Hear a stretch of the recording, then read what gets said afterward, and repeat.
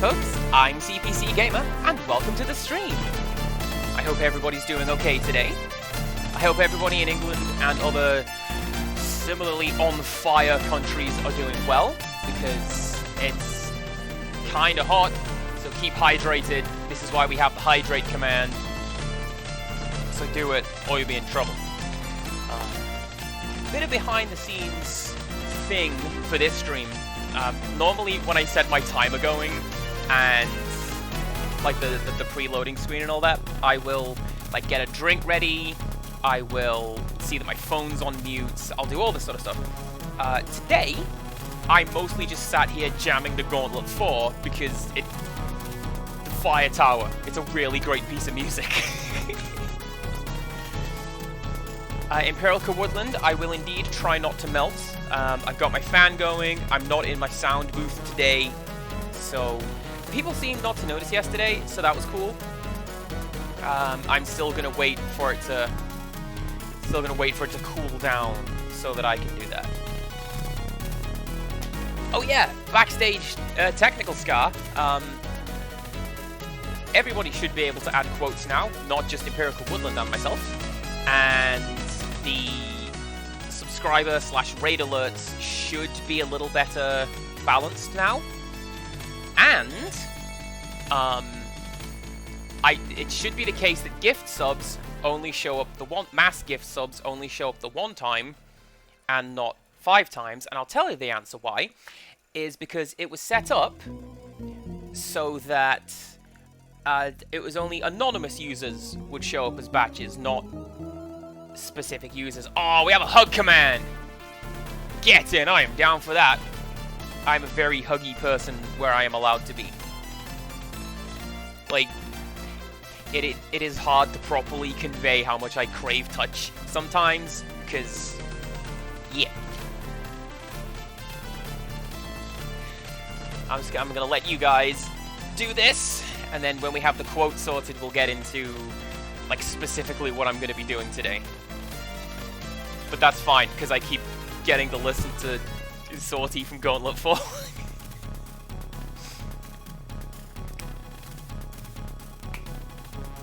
Yeah, you can just add a quote. I don't necessarily have to say anything funny. Although, it doesn't necessarily need to be funny in general. A lot of them are out of context, which is a lot of fun as well. Like, 2 of the streamers that I watch, Lil Frankie and Beep Salt, they have a lot of just out-of-context quotes about generally getting thirsty for, like, blue mages. So, I get it. I'm on board that train.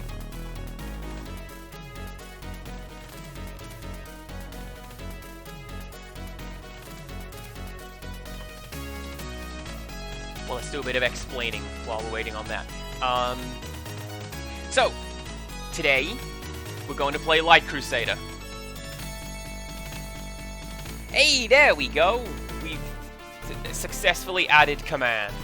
Amazing. Successfully added command? Added quote. Get that right. Yeah, so, today, we're going to play what is genuinely one of my favorite games of all time. Easily top 10, possibly top 5? I don't know. I haven't put a great deal of thought into that granular detail, but today's game is definitely up there. It is one that I'm very familiar with. Hopefully, I'll be able to do it justice. I did a Let's Play of it on YouTube, and I'm like, how long ago was that? It couldn't have been... Oh, it was 6 years ago. So, hopefully I still kind of remember what I'm doing. Let's actually go back over to the game now and take a proper look at what we're doing, okay? Okay. Let's do that. Let's go. Oh, you know that logo. And you know that one. We're in for a good time.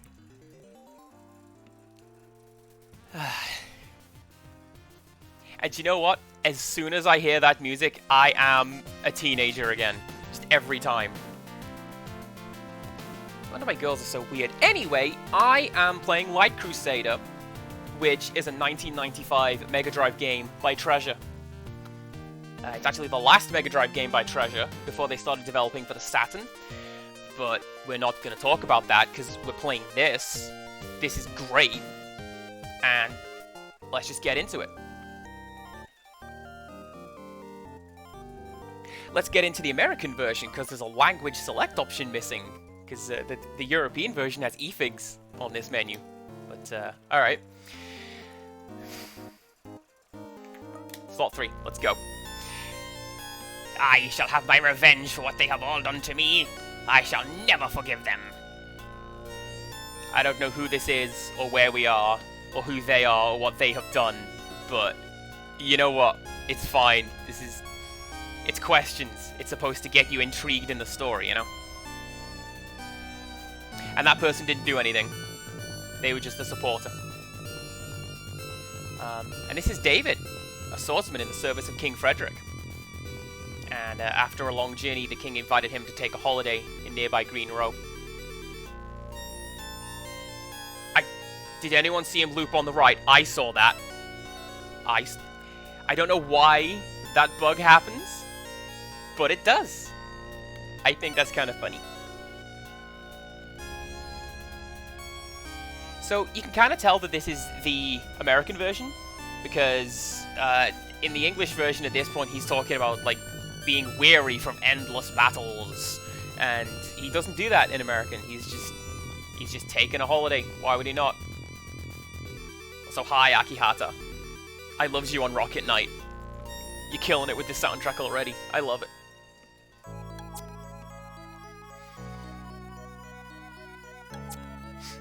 Ah, the townspeople seem to be very deep. Oh, the text box keeps going. Okay, cool. So this bit's all running on its own, and it's a weird amount of plot for a treasure game, because if you play Dynamite Heady, also on Mega Drive, they completely removed the plot from that game. No plot at all. But this one, basically there's like 2 or 3 plot dumps, and that's about it. So as we've seen, basically people are just vanishing, and we need to find them. And that last text box always tickles me. Just, oh, I certainly will. And now we're in control. Yeah. Alright, what are my controls? We can jump. And we can slash. And when we find it, we can cast magic. And that is basically our entire skill set available to us from the start of the game. That's pretty cool. This is a nice circle for us to look at. Probably serves some point later on in the game. And this is not the room I was thinking about. This is the room I was thinking about. Alright. Free red potion. Which reminds me. I'm gonna do that. And that. So what we've done there is we can now see how much damage we are doing to the enemies and how much damage they are doing to us. And we can also see item auto use was on, which will just use your most expensive healing items just as soon as you can take damage, which isn't super great. Oh, that button, there we go. This is a chef. I call her Kettlewell, the dangerous chef. She is amazing and I love her. And don't mind me, I'm just gonna take this.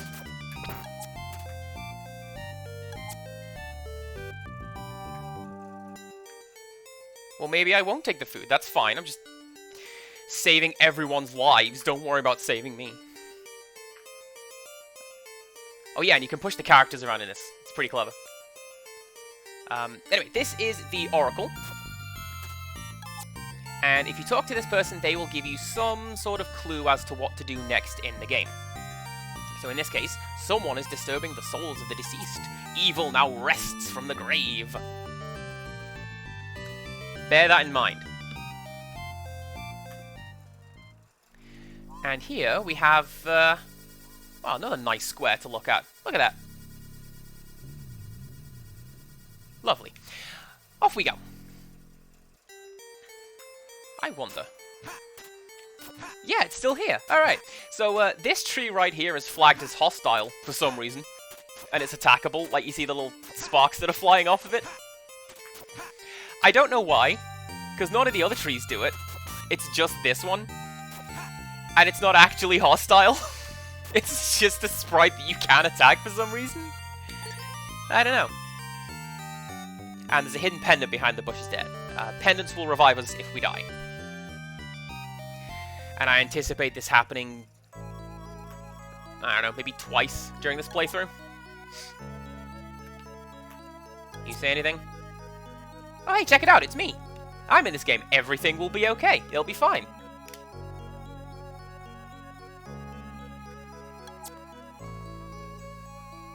Oh, see, now you can tell it's the American version because it's mommy. There you go.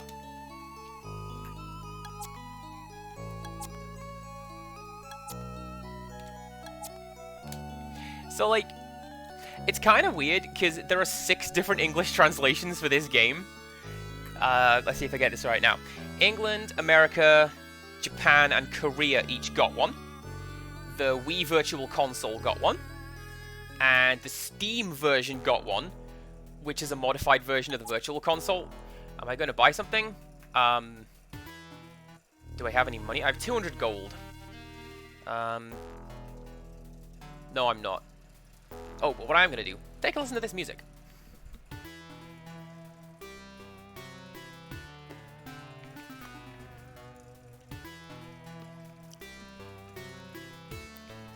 This is from Final Fantasy X. I'm sure that riff shows up in Final Fantasy X. Oh, and also this music right here. This is Silent Sorrow in Empty Boats by the band Genesis. But, shh, don't tell anyone. They'll never notice. Right. I'm also going to show you something pretty cool I think it's pretty cool, so check it out. If we attack here, nothing. But if we attack here, do you hear the pinging sound? We're attacking a door. And specifically, this is the door to the debug room. And it's still there, and it's still functional. They just painted it black against the black wall there. And it's pretty great. And there's 2 or 3 different ways you can actually get in there. Like, you can hack a particular key into your inventory. There's a room select cheat. And if I can... This does not bode well, but there's also a little trick where if you do a bit of that, you can jump on top of the NPCs and kind of wiggle your way inside, but I think something extraordinary is going on. And then just off camera, what? Speak up! You're too far away, I can't hear you. Well, that's not going to work right now, but trust me, there is a door there. And, see? There. And we are going to show that off probably later on in the game. Probably when I'm done with the game and I'm, like, tinkering around with the debug setting. I think I have seen this woman's child, actually, because she's right outside the castle. Have you tried looking one screen over? No? Alright. Now, I think that this picture right here, I think this is a treasure character from one of their games. And if you'll bear with me, I will show you why. I think it's in this last house. Yes, it is. Okay, so this painting right here, this is Melon Bread, who is in 3 of Treasure's other games. He's in Gunstar Heroes, Alien Soldier, and Sin and Punishment. And they've included him here as well, because they like the character. He's pretty cool. And also, if we go into the pub down here, this is Beano from Dynamite Heady. And I love it when game characters just show up in other games for the same company. I love it. Can confirm, butt touches are the love language in this family. That's how we do things. It's pretty great. Oh, they take... Right. In English, this man's dialogue is, me? I'm just a simple fellow. They call me Shrug Shoulder. And that makes me laugh every time. And I don't know why. But here he's like, oh, I don't know, I'm still here. Look at him shrugging his shoulders.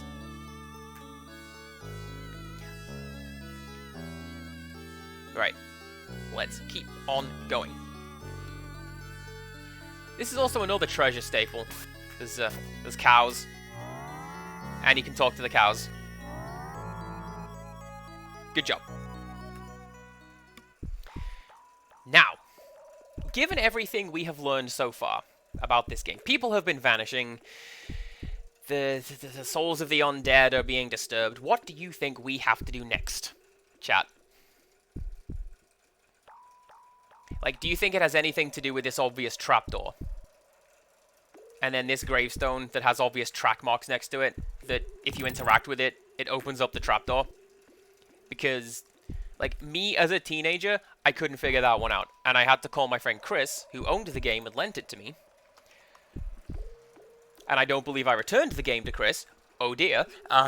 Just let me bring that out in public. I had to call him up and ask for the solution to that. Couple more cool things before we go down. There is a door over here-ish, but you can't get to it. It's out of bounds. And this water is actually functional. Like, it's possible to glitch out of bounds, and I will hopefully show that off as well at some point. And you can swim in this water. And go off the edge of the map here, which takes you down here. And then if you keep going, you can swim under this little bit of the castle here, and it just dunks you on top of the king in the throne room. It's...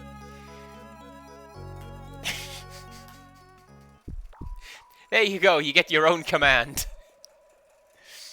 I don't know, it's a pretty neat little crash handle that they would do that. Anyway, let's go down this, this flight of stairs, and oh goodness, who would have known there is a secret dungeon beneath the town?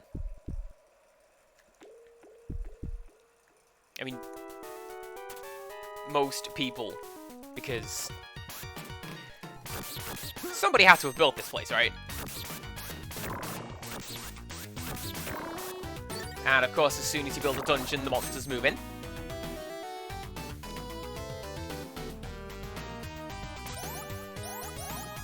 Yeah, baby, like Crusader! Jaded Mew, you know it, I love this game. I'm going into autopilot, so let me reset that room and do it again. So this is like the bread and butter of this game, is a puzzle room. We have a door, and we have some kind of physics object, and we have to interact with the door using the physics object in some way. And as I showed off, let's just push this over here. Using the ancient laser beam, we'll open the door, and now we can go through.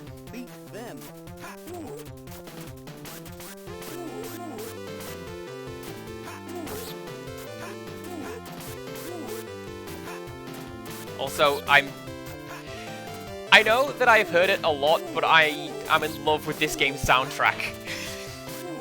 It sounds like going on a quest music. And that's one reason why I used Gauntlet music coming into this, because that is also going on a quest music.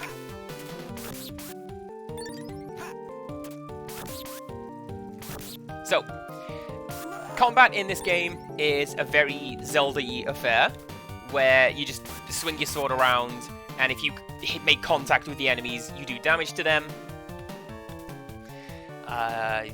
You also take damage from the enemies coming into contact with you. There's a little bit more to it.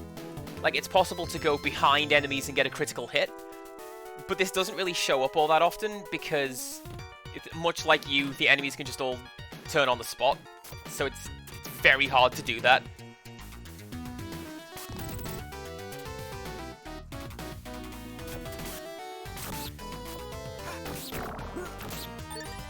And we also have, as you've seen, this cool jumping lunge attack, which does a little bit more damage, but also you're completely open, so...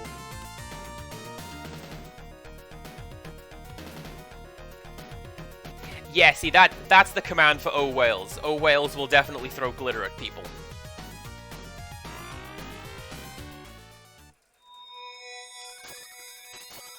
Right. This is another kind of puzzle that you will find in this game. Pressure plate puzzles. Where you have to slide some physics object onto a pressure plate, which will open the door. Now then, this room is supposed to have 4 elements in it. There's supposed to be 2 down here. But we've actually got some as random drops from the other enemies, so they don't appear here. But let's just grab these and take a look at the magic system. Does this version of the game have thing? No, it doesn't. Okay. Alright, I swear I played a version of this game, my version of this game, on the actual physical Mega Drive. It had a command that popped up all the spells on the right, but apparently not this version. So, this is the element system. We got wind, fire, earth, and water. And on their own, they do individual spells like fire, wind. If you combine the two, we get different spells, which is pretty cool. And some of them make sense, like fire and earth make meteor. Fire and water make cure poison, I guess. Fire and wind, fire wind. That's pretty cool. I'm going to go for heal, because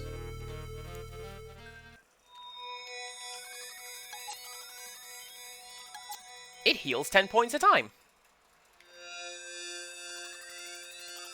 I forget if I flick that switch. We may need to come back.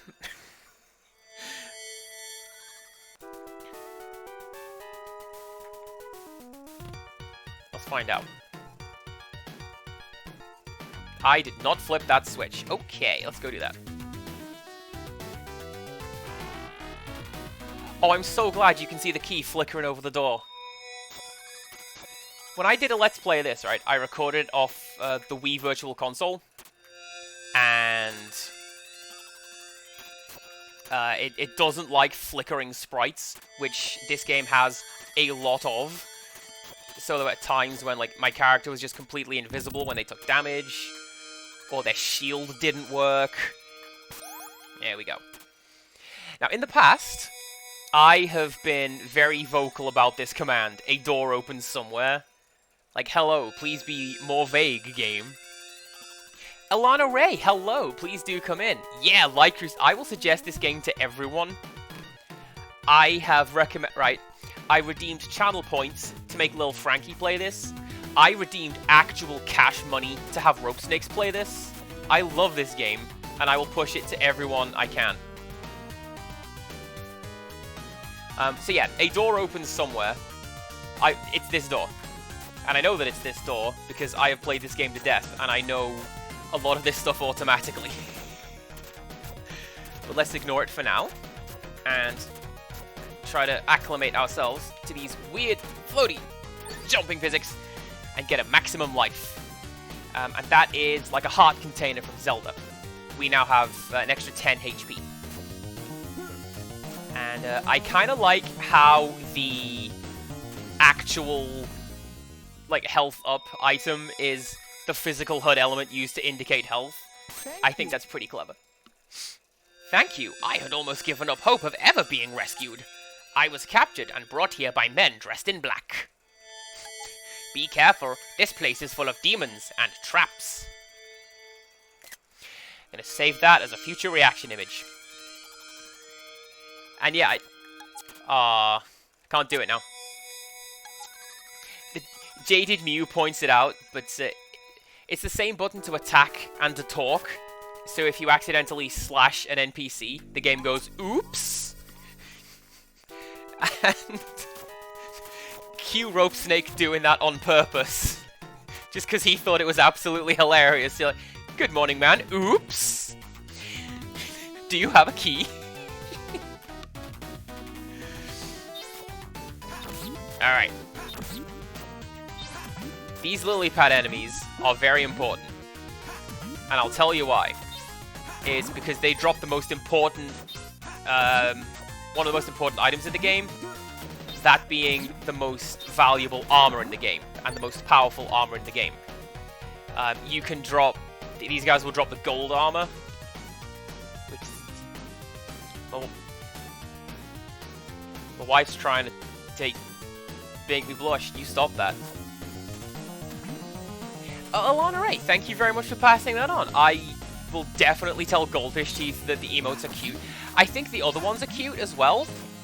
I'm just waiting on Twitch to approve them so we can see what other goofy stuff I've got Adelie doing.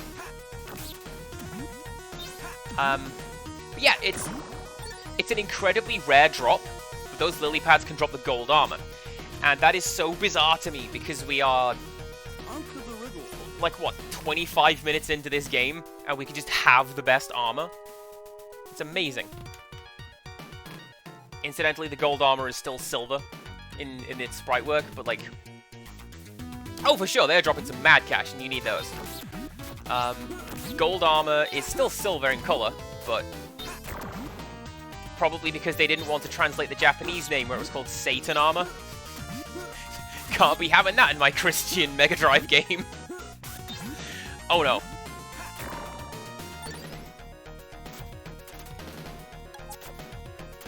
Another version difference, incidentally, in the UK version, when you do this spell, David has a voice clip, and he says, "Give me the mighty power!" And it's kind of goofy, but also, I love it. Answer the riddle. Answer the riddle, you say? I think I just might. I'll give you a clue. It's like the only interactable thing in this room. Pound Cake, hello! I would say come on in, but you're lurking, so continue lurking wherever you are. Enjoy that. And, yes, darling, please enjoy your fancy nothing. I hope you enjoy it. I hope it does you well. Oh, it's this room! Right, this cat. This cat is absurdly well localized. There's like, I think 6 different languages this cat speaks, depending on which version of the game you're on. Like, the eFigs ones each have one. I think Japanese and Korean also does. So, like, I don't know. It's ridiculous. It is also one of 2 places where you can sell your inventory. So there you go. We gained 20p because we gave a cat some cheese. And I believe this cat pays a premium for fish as well, because, you know, cat. Wouldn't you?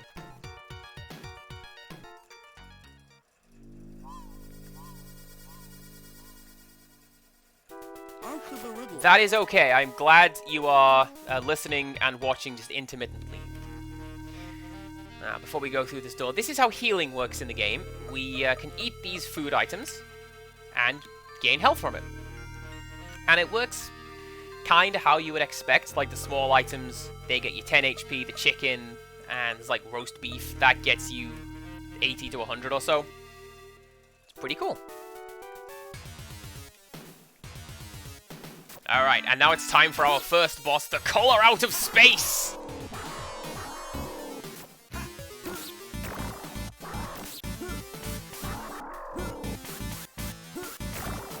This one I think is a little unfair for an opening boss, because a lot of the attacks are like, they move at random.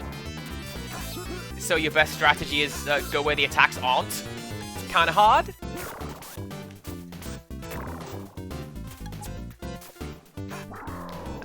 And as we've discussed in previous games, the secret is to attack the glowing eye that serves as its weak point.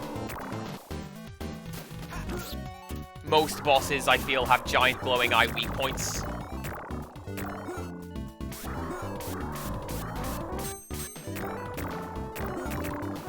And you can also see, top left, enemy life. We've seen that for some of the... just some of the grunt enemies that we found. It only shows 200 HP. But I don't believe any boss in this game just has 200 HP. So you're going to be, like, hitting them for a while just before you get them to a visible health bar. Which I think is kind of unfair.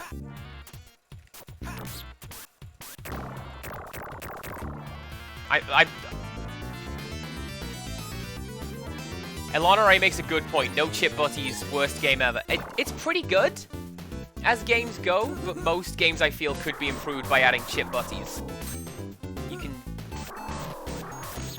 kind of make them in Bloodstained. Does that count? Alright, here's a desperation attack. So let's avoid that.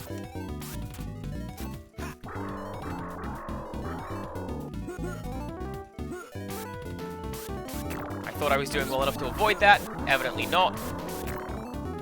And now we just have to out DPS it, and we win.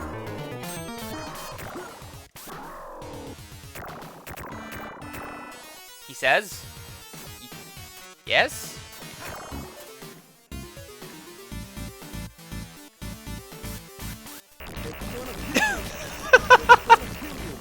Okay, that's just spiteful, game. What was that about? Well, there we go.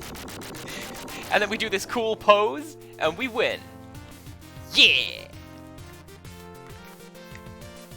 And I'm gonna take a drink to celebrate. And because it's very hot.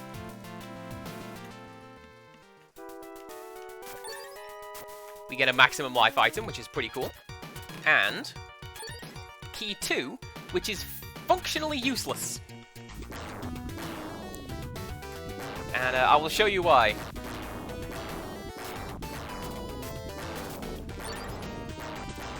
So, key 2 opens this door, but you only go through this door from the right-hand side, which automatically opens it. So key 2 doesn't really do anything.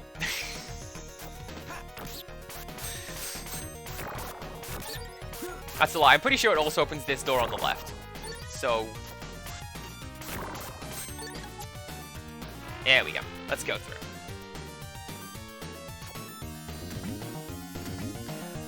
One of the version changes as well, while we're going through that. There we go.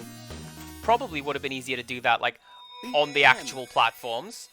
But, you know. One of the version changes to this game. Yes. In the European version, David starts off weaker. And the stats that you get when you find extra equipment, they boost you a lot more. Whereas in this game, you are stronger and you feel it a lot less. Beat them. So traditionally, I have a lot of trouble with the big meteor enemy. But, yeah.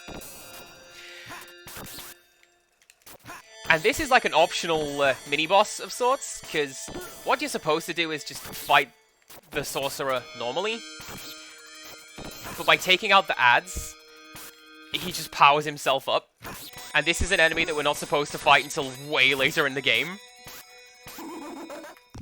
And I think it's kind of cool that you can do that. They thought about what happens if the player uses the Turn on Dead spell and gets rid of the ads.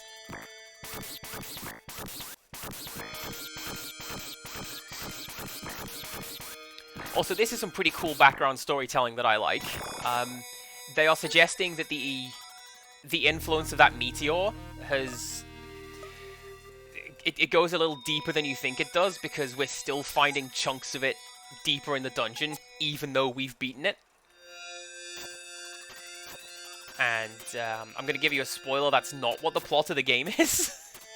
But it's really cool as like a background storytelling item.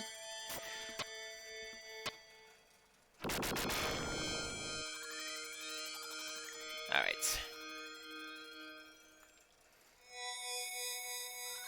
Which way do I need to go now? I do not remember. Thank you. Thank you. What am I doing in a place like this? I'm holding out for a hero. With the look of that hair is what we're doing down here. And thank goodness I arrived. Can I open that door? No, I can't. Alright.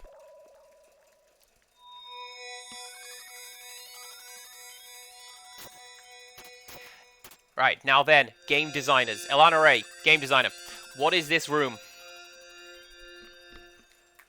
It's a test of what we have done so far. So the game is tutorialized using barrels to open doors, and using pressure plates to manipulate the environment. So this room is using both. It's also a mess, I agree. But I grew up with games like Head Over Heels and Nexor and like Superhero. I am used to just isometric rooms full of randomly thrown together blocks that make a puzzle that probably made sense to the designers at some point. I don't know.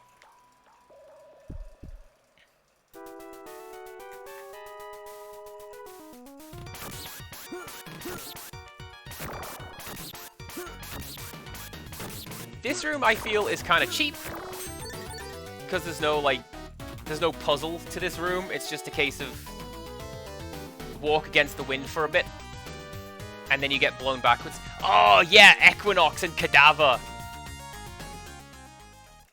I think it's Equinox that lets you skip a portion of the map, because it's kind of isometric in the wrong way at one point.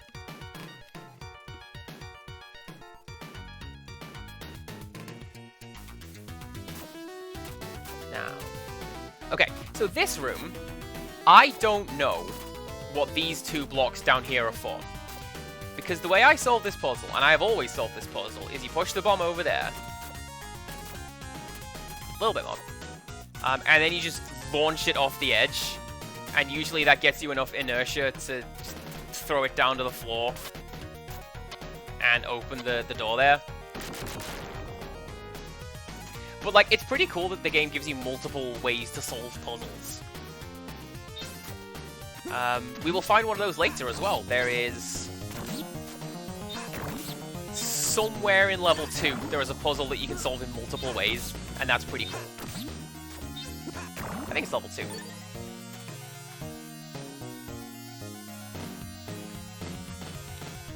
Oh my god, Manic Miner, don't even.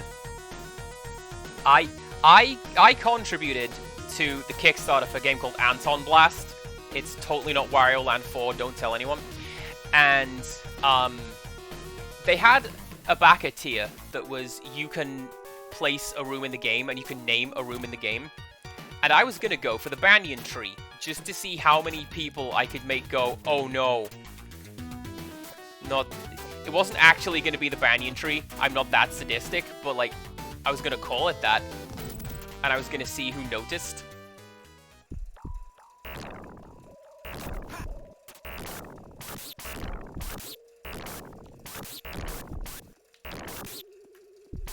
Well, these guys are putting up a bit of a fight. So, how about we ignore them and just go down here? Okay. Maybe let's not do that. Let's continue onwards. See what else we find.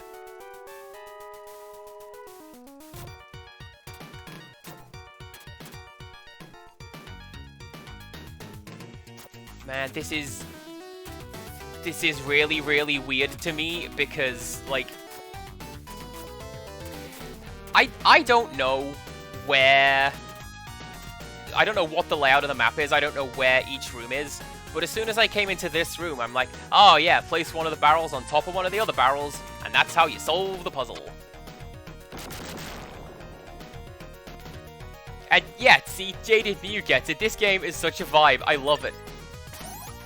It's like, genuinely, this game is one of my comfort games, and I will come back to this game over and over again, because I love it. So, we found a sword in a treasure chest, and we have three types of equipment, I should say. Swords, you may imagine, make your physical attacks stronger, and the armor makes your physical defense stronger. And gloves, it's not entirely clear what they do, but the gloves make your magic stronger, which is mostly useless because magic has set effects in this game. So, like, heal will always do 10 health points, and shield will always protect you from 3 hits, and confuse will always miss. So... I wish I'd known there was a healing fountain there. I wouldn't have used my health to demonstrate it. Yes, like, I'm sure you guys have it, and if you have your own comfort games or comfort series, do let me know, because I always like learning this sort of thing about people. But the Zelda series is a very good example of that.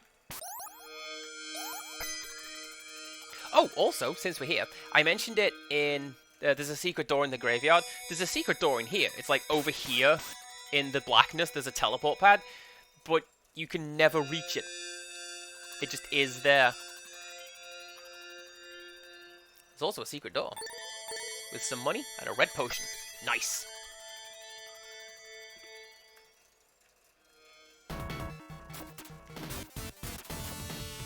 Oh yeah, it's this boss! So, this boss is the final boss of the game's prototype.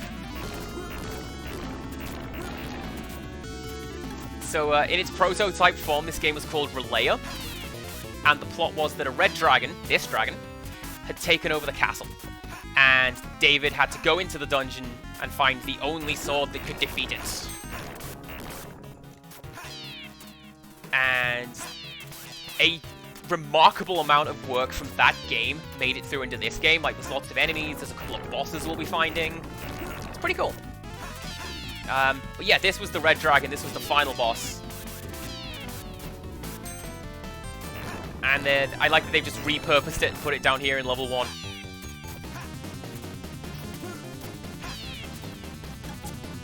Jaded Mew has mentioned Sayonara Wild Hearts, and you know what? That is a good pick. I haven't played it myself, but I have the soundtrack, and like, yes, it is a beautiful soundtrack, and as is my understanding, the game plays out in real time to the soundtrack, because it's a rhythm game, so that's a good pick. And I have the soundtrack because it's just kind of beautiful. Like, it opens with Claire de Lune, and I'm down for that.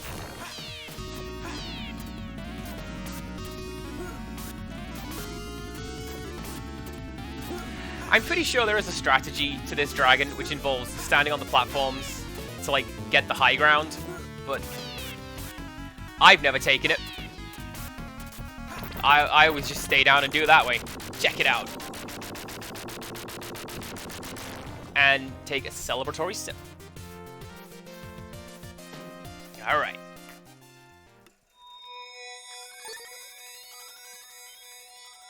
Right, now what you're supposed to do is jump from corner to corner and like try to make your way up to the top of the platform here. But an easier way of doing that, if the game will let me in this version, because you can do it in the European version. Yeah, there you go. You can just step on the treasure chest and make a step stool, and then fail to cut the guy down. All right. What you can also do, this is what I like to do. The wind magic auto tracks. So you can cut him down like that. Thank you. And just talk to him. I was kidnapped by men in black, and before I realized it, I found myself in this shrine. Those guys are from the Wizards Guild. You've seen the barrier? There must be many people behind it who were kidnapped too. The king ought to know how to pass through the barrier. And that leads us to talk about this mysterious circle that we found. It's a teleporter. And there is, I think, one on each level. And you have to find them to activate them. But yeah, you can go up and down using those. Alright, king. I'm not going to attack the king. I'm going to talk to him. There we go. I mean, I might mean the guildsman. I don't recall saying anything. We have a legend that says a long time ago, our ancestors sealed an evil entity inside the shrine. I feel it's a bad omen. You must find out what the guildsmen are up to. With this talisman, you can pass through the barrier of the shrine. We're counting on you. And we have the talisman, which is the next plot item. Which money do I have? Might be able to buy something with that.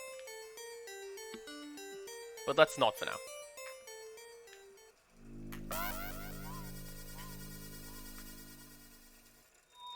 So yes, we have the talisman off the king, and we can go to the bizarre force field that we found, and head through.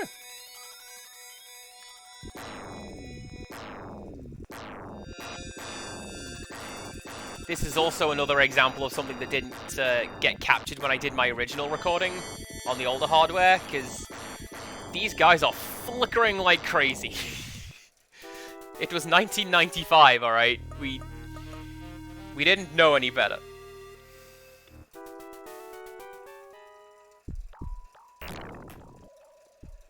And we can now make it down to level 2. That is not too shabby at all. There are 6 levels in this game in all. And it is possible to do the game in about 3 hours. I think my best is you can do the game in 3 hours. So we may be able to finish it today, maybe not. I'm kind of fine if we don't, because that means I get to play it some more later. I love this game.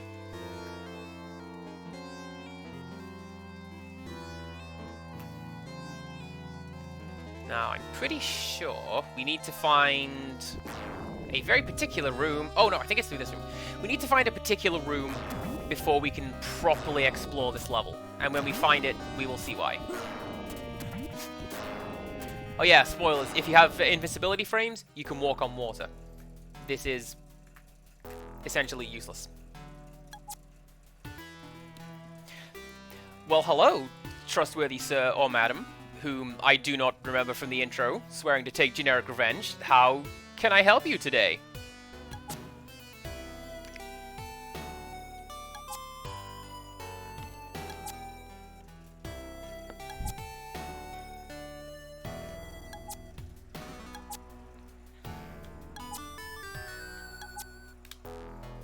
So, the gold key will allow us to open up these gates that we'll find about the level. And we have to do that in order to complete this level. And the way I like to think of it is that each level is kind of like an episode of a TV show. It's like, thank you. Because each level has its own, like, thing that's going on. Like this one, we got to go find the 4 spheres. And then, you know, later on you might have the 6 mystical dungeons or whatever it is. And that's how we do that. And I'm pretty sure there is me getting attacked by these fire pillars again. Pretty sure there is a switch on the other side of this room. Yeah, there it is.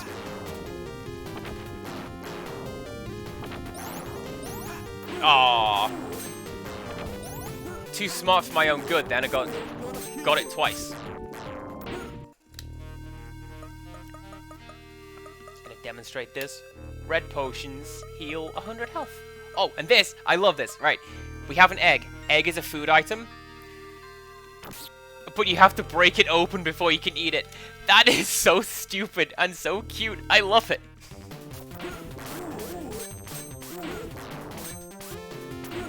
I mean, I guess it makes sense that the wind is capable of affecting itself. Like, that's how we get air currents and wind systems and that, right? I'm not a meteorologist. I don't know these things. Alright. Oh yeah, this is like the trickiest puzzle in the game, by the way.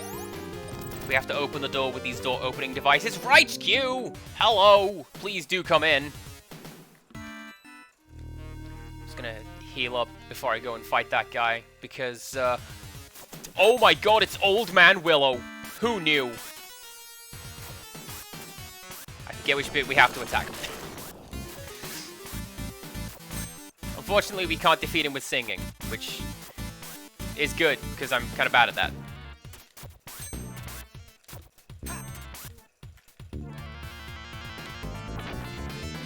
Which bit of you do I attack? I genuinely thought it was the head.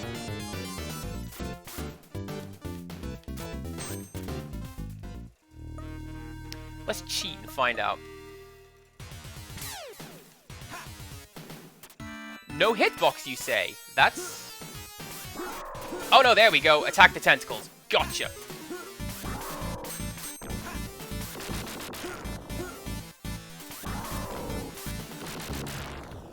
Can we just take a moment to appreciate that I brought up Tom Bombadil on my stream? Because I love Tom Bombadil. He is the best character in Lord of the Rings, / The Hobbit, and you can't prove me wrong. His boots are yellow! What more do you need?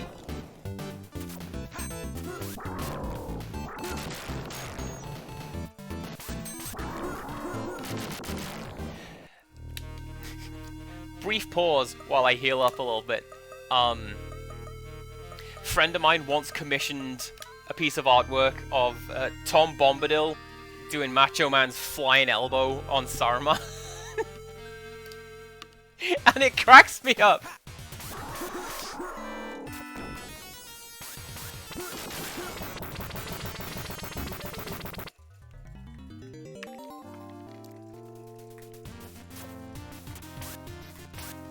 Can I talk to you, please?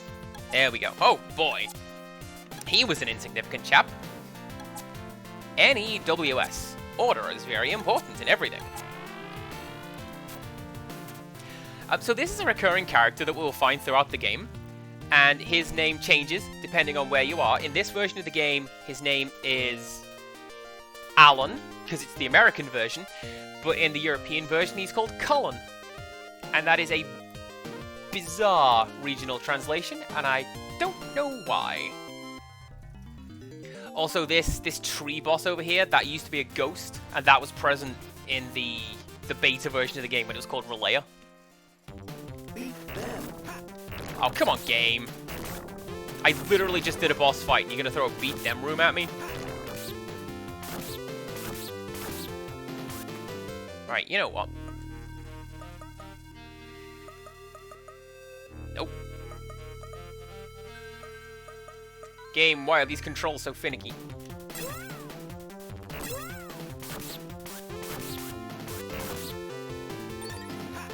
Let's make that a lot easier on myself. There we go. Oh, and a maximum life. Nice.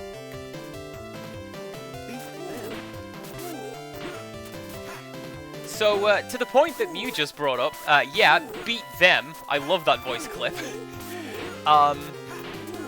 But if the game does not say beat them when you enter a room, you don't actually have to defeat the enemies in it. You can just pass through it. And when I was younger, I would fight every enemy in every room every time.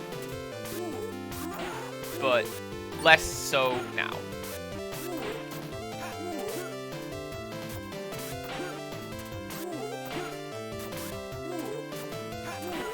Can we demonstrate this? Yes, we can. There's infighting!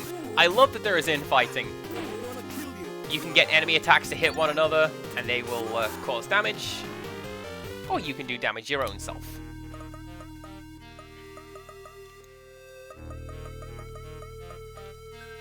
Incidentally, my mum calls this game that horrible one where you chop people's heads off.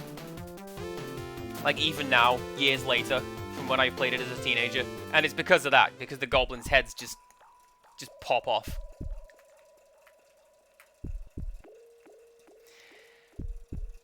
I'm pretty sure I remember the solution to this puzzle as well.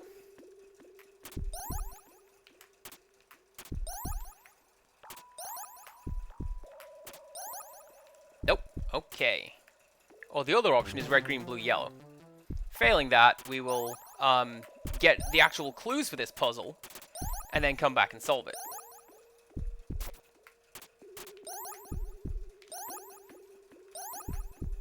Which one? I knew it was some significant order. It's the rainbow, you guys.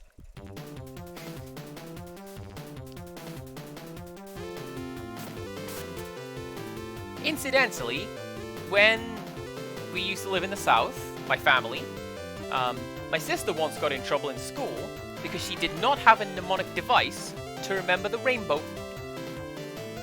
She was just like, it's 7 colors, it's 7 things. You just remember it, it's not hard. But the teachers having none of that, and she got in trouble for it, and we remember it to this day.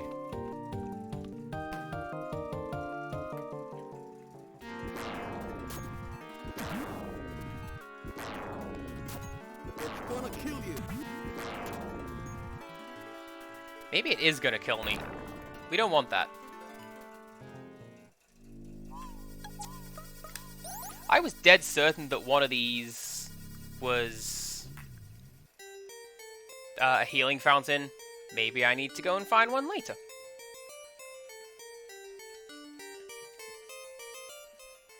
Yeah, see, Empirical Woodland has Richard of York gave battle in vain. That's the one that I was taught.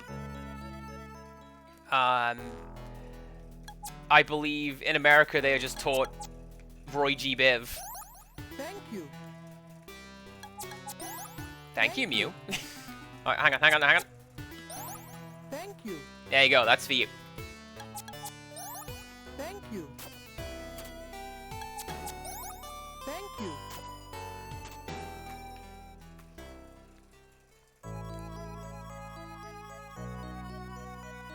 But in fairness, I also just remember it as a sequence of 7 things.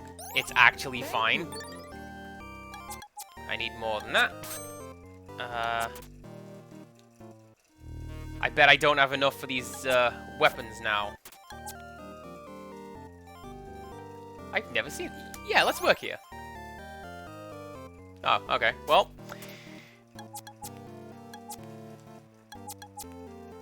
Apparently I can't work here. Also, that's not bronze armor. That is still silver. Oh, and I like that the relayer is on sale just in the shop. That's like a kind of a cute reference to what the game used to be called. I like that.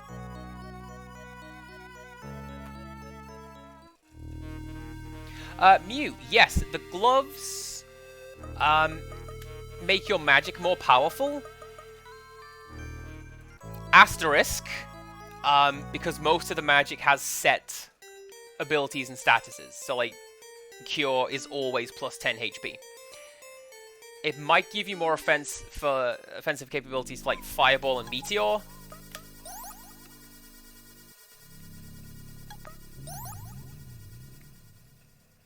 But I'm not entirely sure on that one. It's a very bizarre weapon slot that doesn't seem to actively do anything. Right. Let's go this way.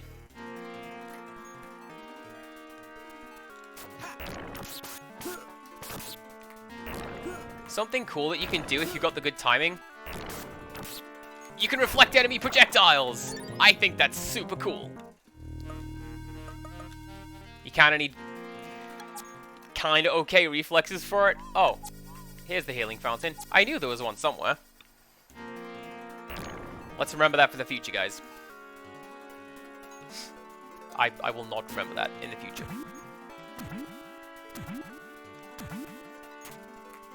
Also, I don't know if it's because of rooms like this one, but like, this music always reminds me of rushing water. Anyone else getting that? I don't know.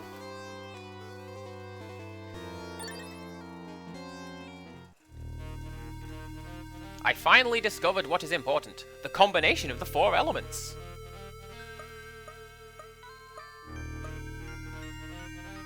Well, there we go. Oh, yeah, because I'm playing this on Switch, I've got this quick load, quick save option. That's pretty handy. Oh yeah, also, skeletons are invulnerable to slash attacks. You have to use Turn Undead to take them down.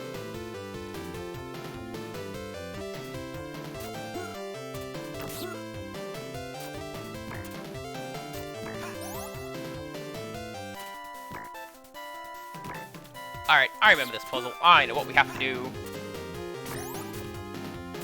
Also, I'm reasonably confident it's impossible to avoid taking damage from this vector laser, because, like, it will get you as soon as you come into the room. So I don't think it's possible to do, like, a no-hit run of this game. Unless we're doing, like, crazy speedrun tech.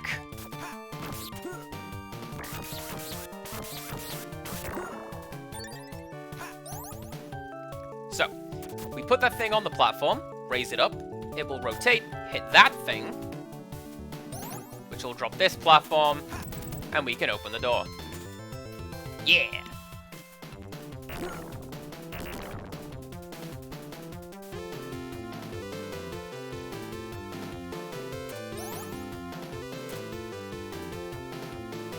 This was a puzzle that I always used to make really, really hard for myself when I was younger, but, like, accidentally, not realizing that's what I was doing.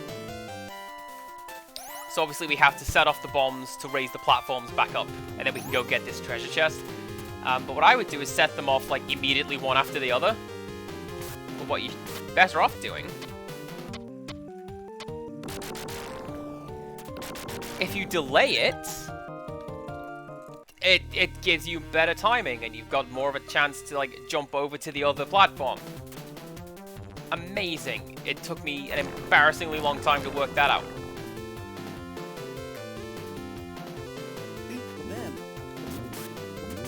Oh, it's these guys! These are my favorite enemies in the game. I like the little wub sound that they make, and I like that they are the most treasury enemy in this game. Just bouncing around all over the place.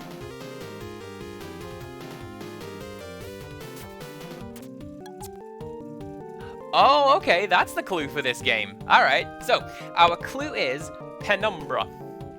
And I will give you a further clue. The clue that I was given in my version of the game was no stars allowed.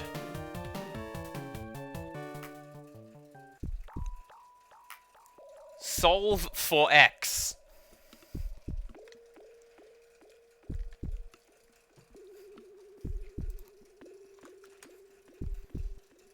Now, if I remember it rightly, what we have to do is we have to line the statues up in the order they appear in the solar system, starting in going out. Which one?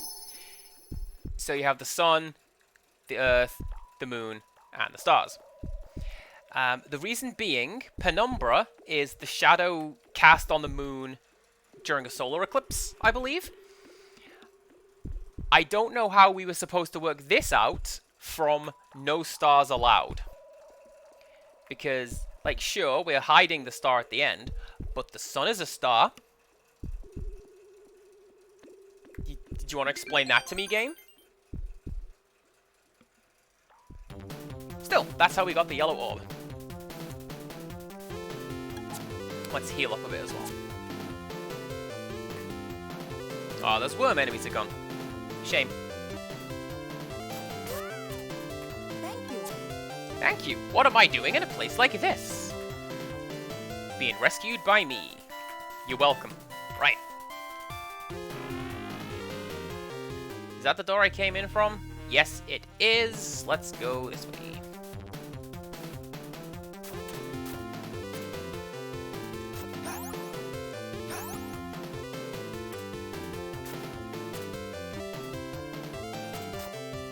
Oh, I remember this one. This is a tricky puzzle.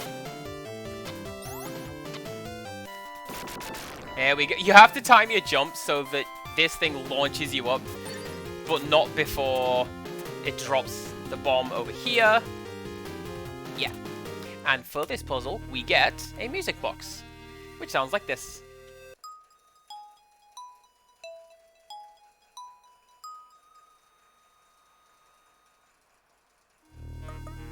Lovely.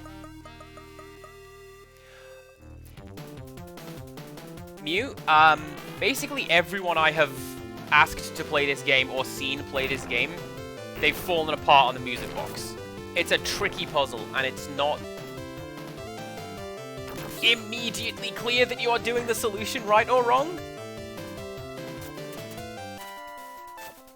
But we'll get to that when we get to that.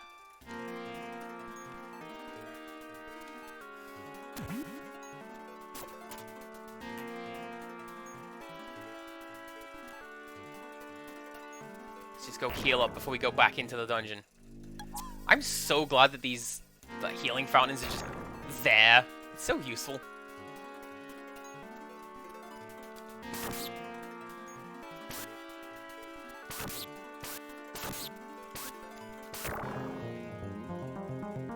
Slimes are pretty good enemies because they usually drop a lot of really good stuff.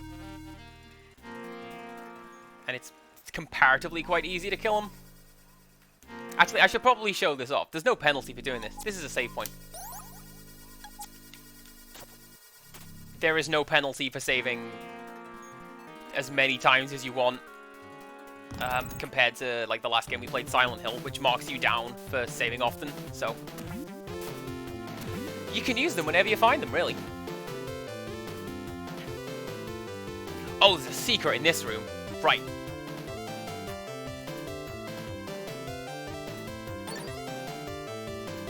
There's a secret in this room, too.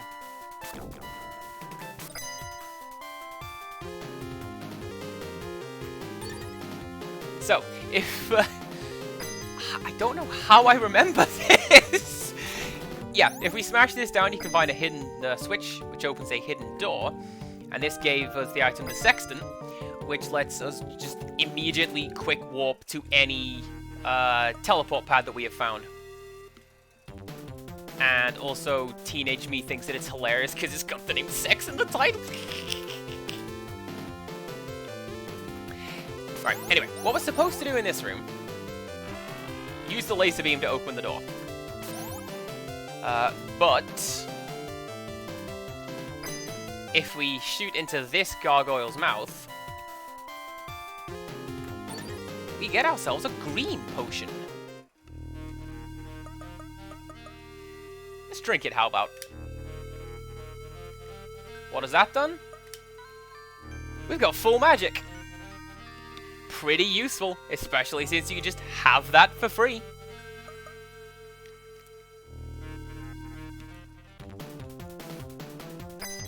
It's not permanent. So, like, I have 99 uses of the magic, but I have it. It's more useful than not having it. Alright, come here, Goblin. Get on that pad. Get on pad. Get on pad. There we go. That one I feel is a little unfair because you gotta like rely on the physics objects and kind of wonky AI.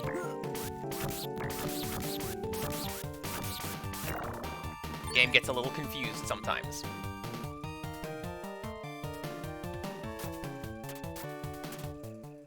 Just gonna use that real quick because why not?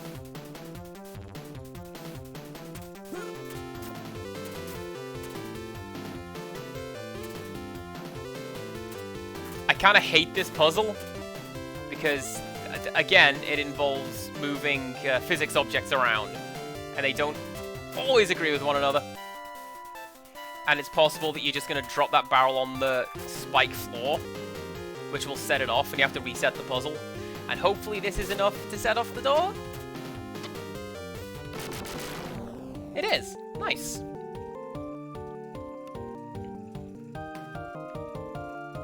Okay, this room, this platform, is controlled by these lanterns. And what you have to do is use it to nudge this treasure chest over so that you can knock it onto the floor and collect the maximum life from within.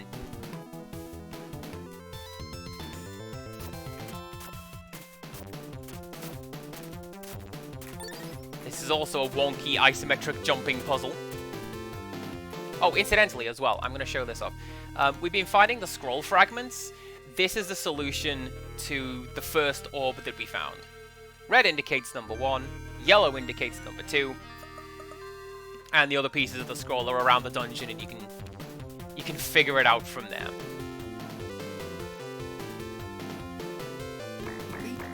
Or just have like a weirdly good memory for stuff like this sometimes. Let's take some steak, and I showed this off a little bit before, but this is Judgment, the best spell in the game if you use all 4 elements together. It automatically tracks, and it does about 20 to 25 damage to everything. Unfortunately, as we've seen, it's kind of random. The middle tentacle thing took a little longer to go down than the others. And also, bosses tend to be immune to it. Like, there's one boss that explicitly teleports around just to avoid Judgment Spell. Now, this is another solve for X moment, dear chat. What do we have to do with this giant giant spinning compass thing?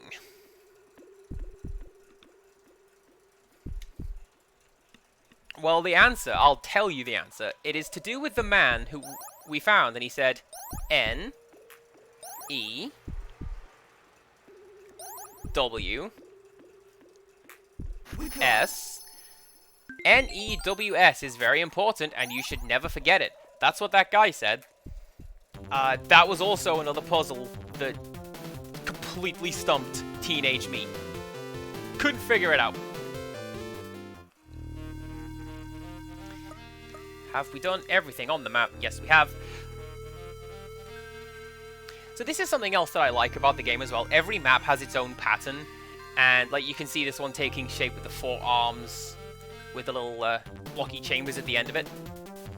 Later on you'll see there's one that's like a big diamond that links back into itself. There's... that thing did a lot of damage to me. How about that?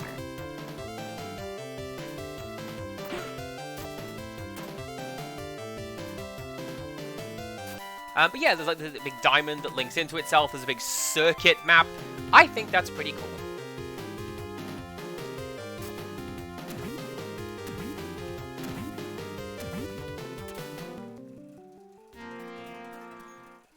I am always very wary when it comes to like random spell effects, because I tend to have terrible luck, and I tend to find that you might miss means you're definitely going to miss.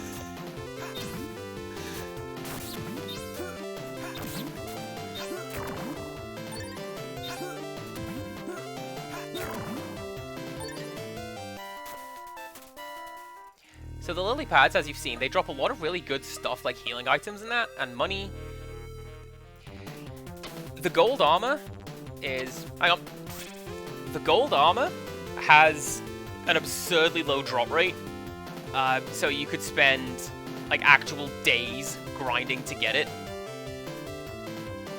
Kinda worth it because it nullifies a lot of attacks, but it's too hard. Yes, exactly. XCOM logic of 99% means you're going to miss. You may have also heard of the 50-50-90 rule. If you have a 50-50 chance, there's 90% you're gonna get it wrong. Also, I'm gonna go back and reset that fight so I can go back to my talking point and say what I wanted to say.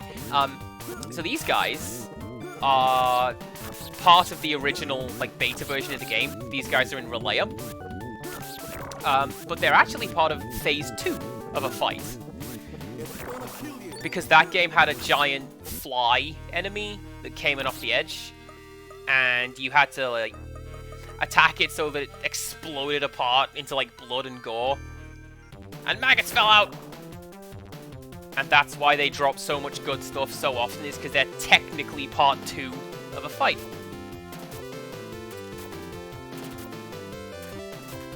And these are the Yoku blocks, the best part of Mega Man. Why would we steal those?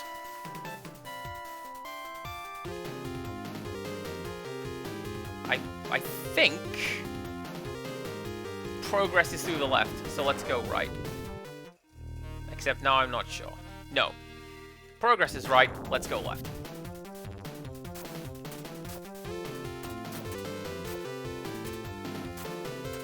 Come on. There we go. So something that's kind of interesting, at least to me, if you pick through the game's data, there's a whole bunch of like unused items as well. And one of them is an octahedral gemstone, like this blue guy right here. And you can hack it into your inventory, and it is functional. But when you use it, you just get the default "that cannot be used" prompt. Oh, game, please. I have to reset that. And my thought is that the game was going to give you... would have to find that gemstone, and you'd also have to find a rig like this one, an empty rig, and build it by putting the crystal into it. This is entirely speculative, I don't know. But I think it's a cool idea. What else is there? There's 2 rings. One red, one blue. They don't do anything. There is a bag. That doesn't do anything. Oh, and there is a featureless black cube item. And if you use it, it just brings up the save menu. And if you like load that save, it puts you back in through the door that you used to enter the room that you're currently in. So it's like a free save state button. I think that's great.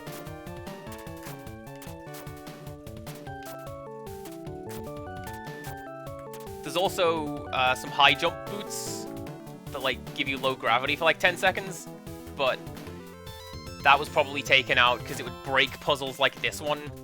Like if I could just jump up to that platform up there, that would probably ruin everything.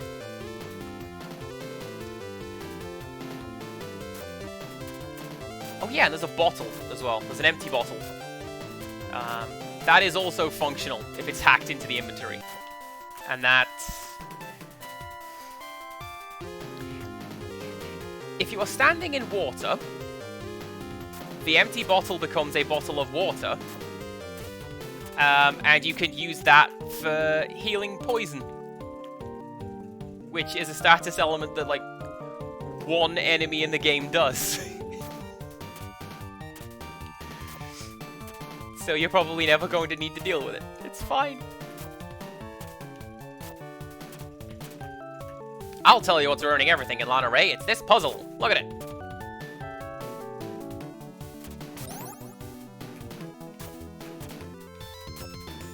I know what I need to do. I need to push this onto that. But it's not happening.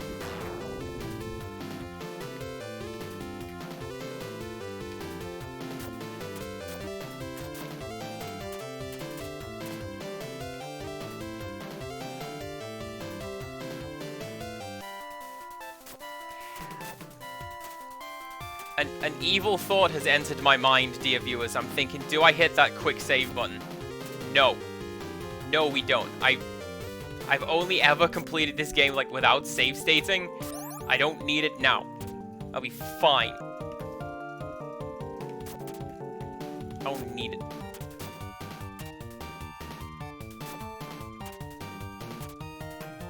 Maybe I do.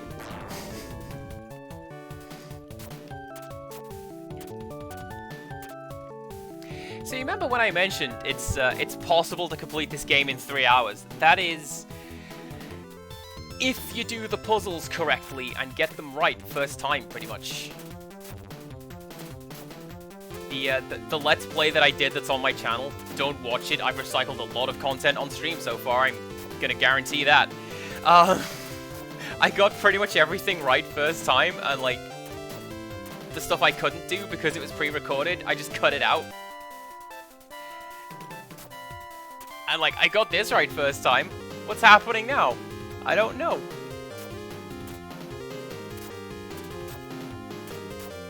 I don't think I even need what's through there. I think it's just a new pair of gloves. But, hey, I'm gonna show off everything in this game, at least to the best of my ability. Like, there's some stuff that you can't. Like, there's some cut armor that you can't get.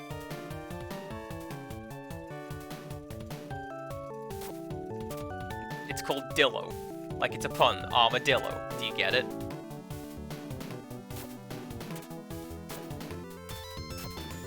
Like, the last 3 pieces of armor in this game are puns. There's Pidge, and Dillo, and Geddon. Hey, there you go! Saved with the power of puns. Let's go through this door and unlock something.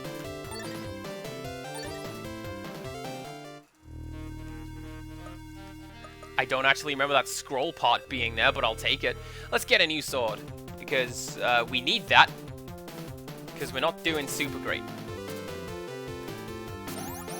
Hate you, stupid brick. Anyway,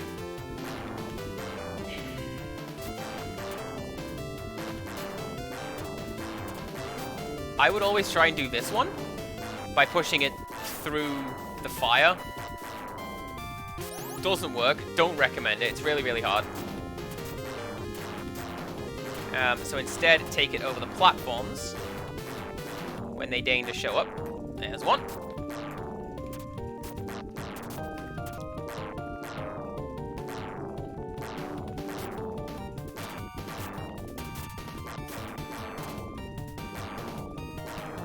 And while we are waiting, I'm going to tell another story about Light Crusader. How about this? Was like the first good Let's Play that I saw.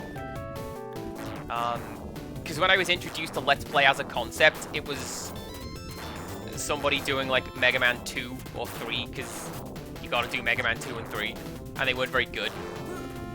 And then in the related section, there was a different channel that was doing this. They have since taken it down because they're not happy with it, which is cool, and I'm not gonna like, hey, you should go and ask them about it, because if they don't want it out there, then I'm not going to force that. But they were having a whale of a time playing this game. And I also did Gunstar Heroes, and it was basically everything that I like about playing video games. It was just two friends hanging out, screwing around, and having fun. And that's what got me into like Let's Play as a video format. And that's what got me to sign up to YouTube. Yes, this is also how I met the Jaded Mew.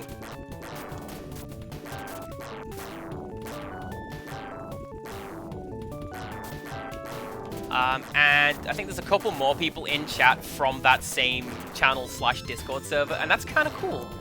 Like, there's these long-reaching implications of things. I like it. Oh, game. Now I'm sad.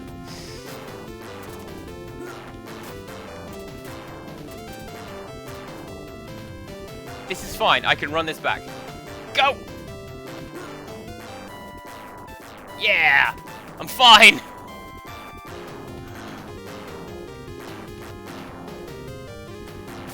Oh, I didn't know that you know those two. That's pretty cool, actually. Or maybe I did, but it is, you know, streamer brain. Hidden pendant. Very useful. Alright, let's do what we were supposed to be doing in this room. We stumbled across a secret passage to the shrine. While we were seeing if there was anything of value, we were captured by them. If you help me, I'll teach you something to your advantage. How do we help this guy? I think we just lunge at him. Thank you. We do, and it bounces off his head. I like that. Those guys sapped their victim's life force and used it to revitalize the demons. This was by the order of the Guildmaster Bloodroke. That's not helping me at all. At all. Beat them. But I'll take it. Right.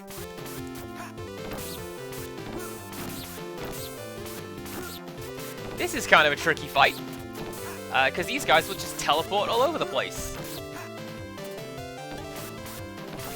Thankfully, infighting is a thing. And their fireball magic doesn't discriminate.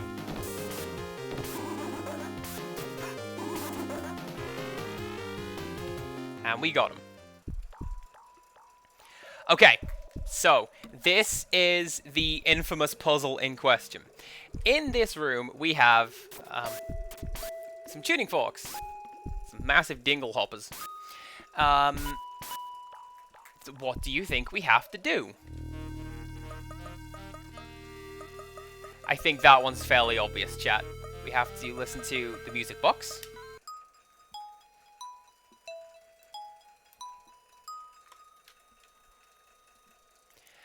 And then replicate it on the tuning forks. Problem being, it's not immediately obvious that you're getting it right.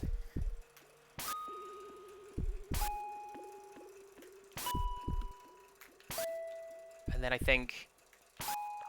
yeah. Which one? That is a stumbling block for quite a few people. But it's fine, we got it. And now we got the final gem. Ah, now we can help this person. Thank you very much. Chat. Chat. This was a trap. Are you kidding me? This was a trap. I am shocked. Shocked, I tell you. Man, I sure hope this doesn't come back to bite us in the ass 4 levels from now, let me tell you.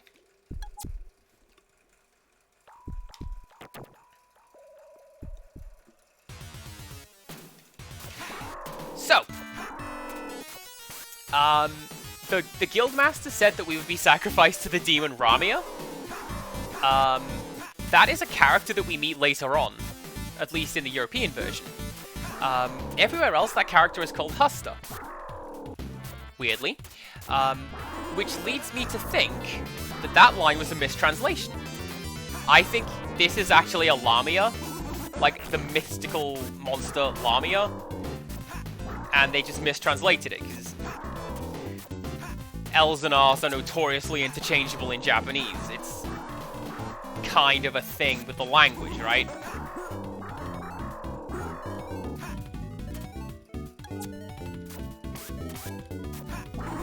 Generally, your strategy is going to be trying to avoid the magic attacks as best as you can, but just otherwise out DPSing them. If you can heal faster than he can do damage, or she can do damage perhaps, you'll be fine.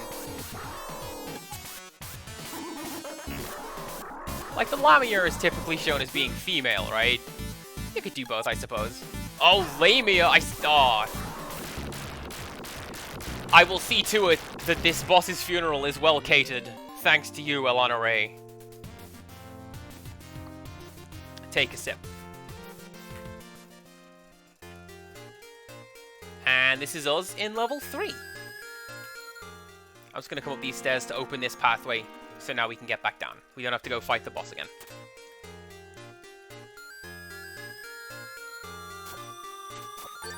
And there's your maximum life, because we didn't get one after the boss fight, because we were just thrown in a pit, which was nice.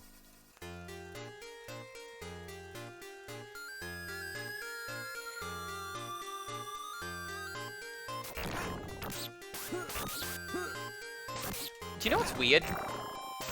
This room right here is one of the ones I think of when I think of this game. And I don't know why. Because this is just a boring transitional room. You just don't even need to fight the enemies. I just did. You just go up here, open the switch. But, yeah, I think of this room when I think of Light Crusader. Weird.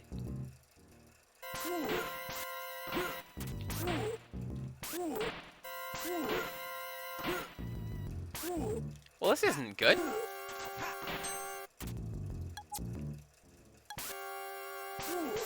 Bit busy. Okay. Okay. Let's try that again. We were taken by the guildsmen and handed over to those rogues. Apparently we're digging this hole to find something. Why are they making us dig this hole? Man, if you two would just talk to each other, you'd probably work it out.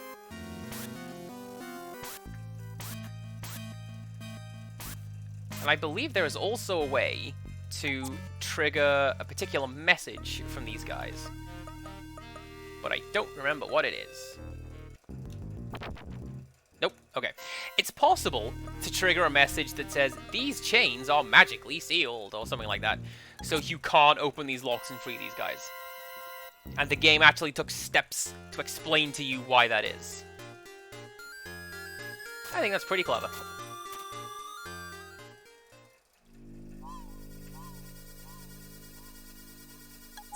Also, fun thing, this is the only double-sized safe room in the game. And it is this way just to make the map make sense. Like, you can see it's already starting to take shape. It only works if this room is twice the size.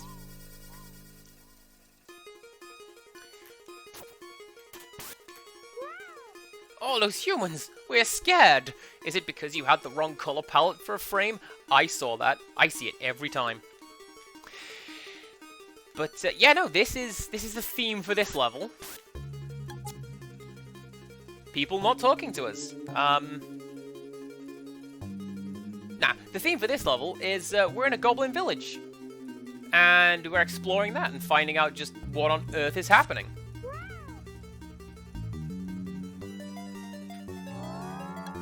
Like, this guy's just worried about his cows. What a hero. They're not going to get any grazing done down here in the middle of the dungeon, man, but, you know, that's fine.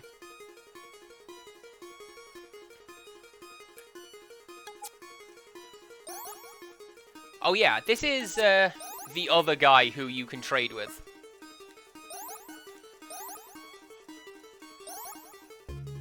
Silently. He's just not talking to us. Isn't that nice? Though, to be fair, I thought you had to do something else to talk to this guy. But, I guess not. What's my inventory looking like now? Lots of blank squares. Good. You don't need water in this game. But you do need water, dear viewer. Hydrate. Especially today, it's really bloody hot. Have I mentioned that yet? Maybe. That's not the room I want to go in.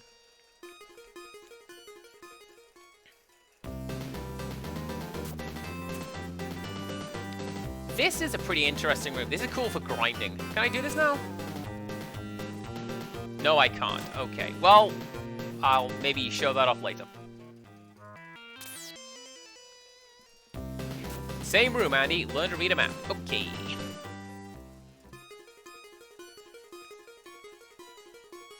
I am reasonably confident that I'm not going the right / optimal way for this.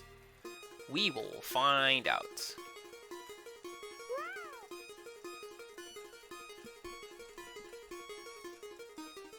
That's not the way I wanted to go, game. There we go. Right. Let's keep going. Oh no, that's the guy. You can talk to that guy later once you've raised an event flag. And I believe he will trade meat for fish. Or fish for meat, which is great. Because that's like... Yeah, there you go. Munoz. What? For God's sake, I forgot this was in the game. Right, hang on. So let me get my notepad.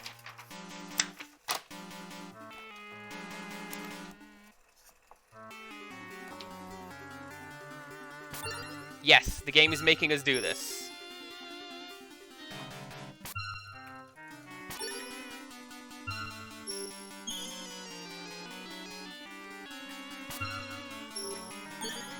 And this is unfortunate, because this is like the adventure game version of insert puzzle here. I've said this in the past as well. Because this one is 4. That's fine. There are later ones that I believe go to 12. And like, come on, game. I don't feel accomplished having done that. Especially the longer ones, you just... Have I written down, what, 4 things?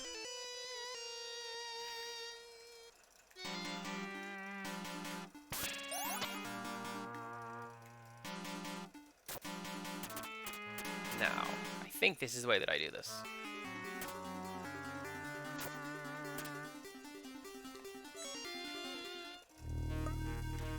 And I believe if you use wind...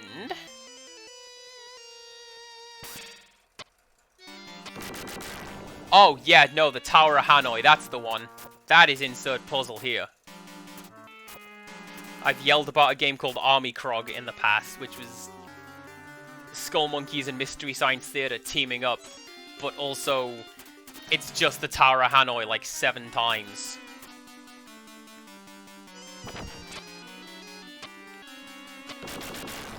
That's gonna be close enough, right? Yes, it is. Also, I'm pretty sure that there's only 2 time stop puzzles in the game, and we have now seen them. And if this is the one that I think it is, I'm gonna do...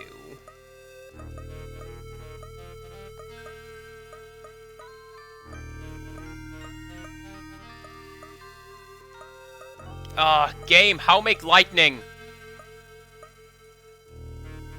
I think it's that one. Yes, it is! This spell is great. It just kind of vaporizes this guy. Look at him. So this enemy is one that was in the beta when it was Relayer. The arena was slightly different though. It appeared in the middle of a canal, and there were platforms on either side. Are you gonna do the thing? Yeah, check it out. And we fall into the water like a nerd. Love it. So that boss is fairly easy, but it does have a desperation attack where it just spins around like a top and launches fireballs everywhere. It's really hard to dodge them. Have I gone and gotten that wrong? I've gone and gotten that wrong. Thankfully, I don't need to refight the boss to get there. And then I'm gonna go and get that wrong again. I'm playing this on a GameCube controller, the best controller, by the way, and that's not why the controls are light and floaty. They just are light and floaty in the base game.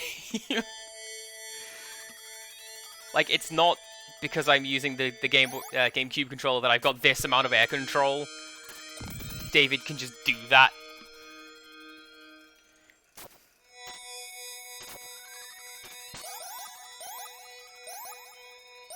Right, pop you there.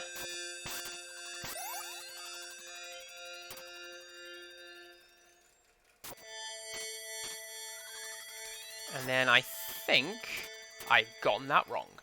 Great!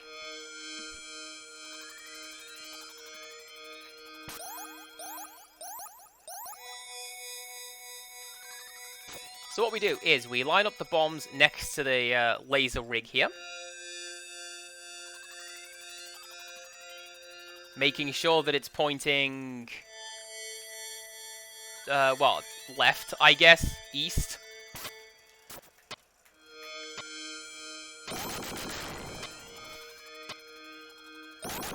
One bomb will set off the other, they will turn the laser around, and we can get a costume. Very, very handy item, this. Because if we use that... Yeah, check out my new cosplay. I'm a goblin. A weird pink goblin who can't get wet. Because they didn't design goblin underwater sprites. That's just for David.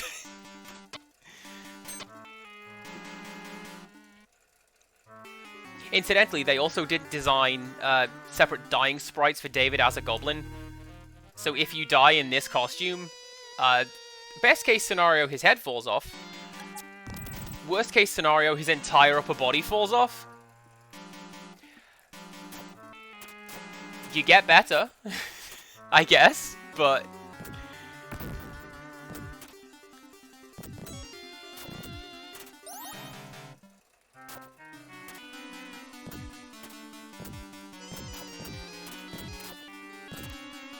This is another puzzle that I'm certain I'm solving wrong, because there's this block over here, and I don't ever use it. I never incorporate that block into this puzzle.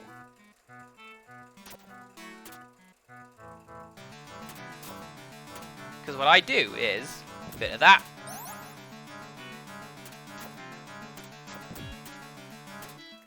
That is also not going to work. Well, what I usually do is I will sort of kick the boulder under the platform and use that to trap it up. But, guess the game's having none of it that time.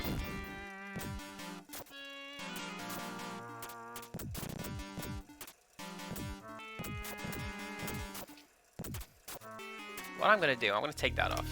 Because, there you go. With the goblin costume on, you attack significantly slower, but every hit is guaranteed critical. But also, your health is capped at 100. There you go. That's how I solved this puzzle. And then you can kind of nudge the barrel over there, do a bit of that.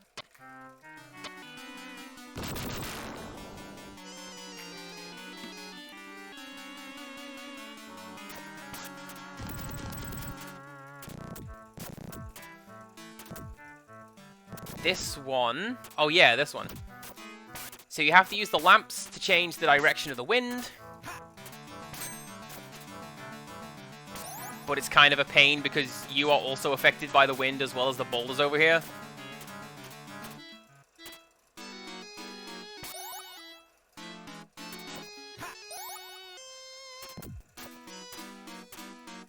Don't know why that big one rolled that way. That's fine.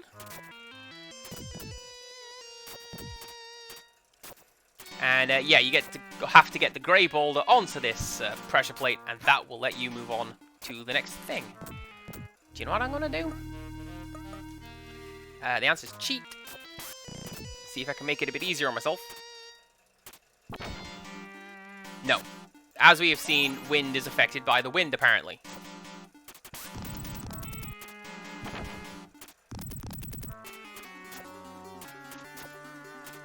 And then nudge you that way. There we go.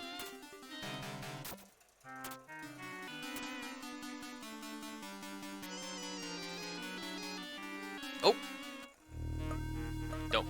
Don't mind me, fellas. Just regular goblin coming through. Hey, what's up? You still holding that boulder? Yeah, I would.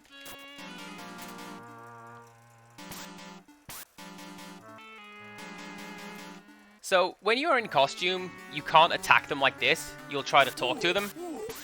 But you can attack them. And they are programmed to be non-hostile at all times. So they're just like... Yeah, this weird pink goblin just came in, killed Dave down there. And they just ran off. It's fine. Don't even worry about it. Give me that red potion. See, he's back. He's fine.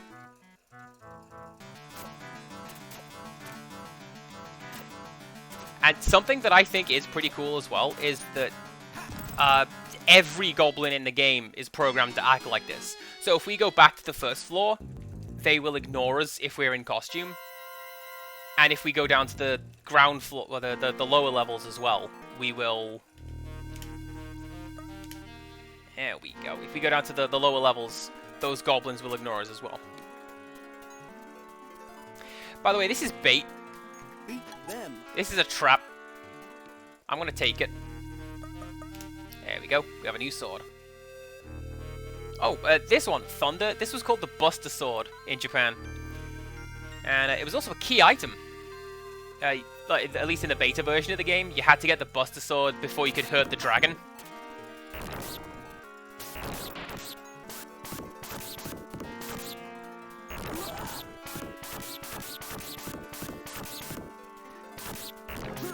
So these guys I tend to refer to as Captain America Samurai. Because of that, they have a shield slash. They're also jerks, and they just don't take damage a lot of the time. So, you know, bit rude. Don't mind me, lads. It's fine. It's actually fine.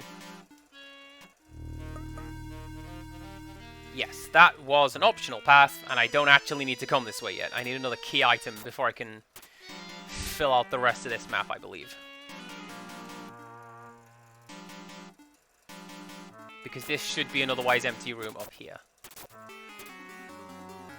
Yes, okay. It's coming back to me. Unfortunately, this means we have to do Simon again at some point, but... Again, there are, I believe, 3 other instances of Simon throughout the game. Well, 2 and that one going back that way, but, you know. We have to do it. It's fairly annoying. Where am I going? I am going... Ooh, I know what I'll do. If I can remember where it was. Yeah. Hey, guy. Shall we test our strength? Let's!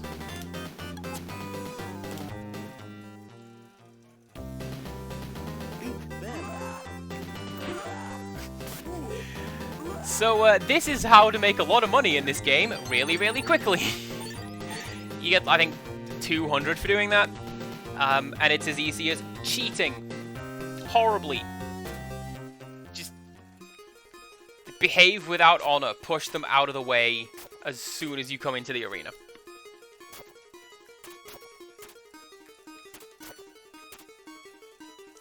There's actually a pretty neat item kind of later on in the game that it's really expensive, but you're going to want to get it because it makes so many puzzles just an absolute breeze. But it requires grinding out in there a lot of the time. So we'll see what that looks like as we... Yep, that smell like a human. That's what that is. Ignore the fact that I just clocked you with a mace. Ooh, now. Is this room the trap room? No. Awesome. Alright, give me this food. There's a room in here that's a trap room, and I definitely don't remember maximum life being in here.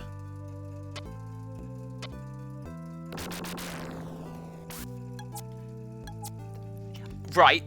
I knew there was a barrel that he was hiding in, but I could never remember which one it is. And I remember in my Let's Play I got so salty that I couldn't find him. But now I did. There he is. Hello. Well, the king ordered me to take on a very important task. I forgot what voice this guy had. Probably my own. What was I supposed to do? Well, he doesn't remember. That's fine. Heal up a bit, and redon our disguise. Because I'm pretty sure the other room will also open up only when we speak to the guard as a goblin. Or we could just mace him in the face. It's fine. This is my Brigitte training playing off. Just mace to face. I'm really mean with that hook shot in that game. It's great. Lord Roke is looking for a very old stone tablet. He's talking of swapping it for this room full of food. Do you mean this room that we are in? Because you don't have food. You've got, like, an ugly carpet. Or do you mean that room of food over there? Because I've already emptied that. So... joke's on you, friend. Away I go. That's progress. We'll come back there later.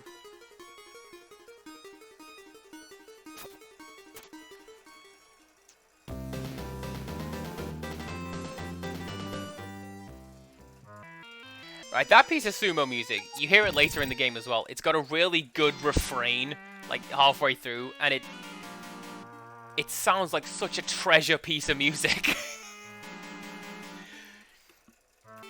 But, I usually keep cutting it off, so that's fine.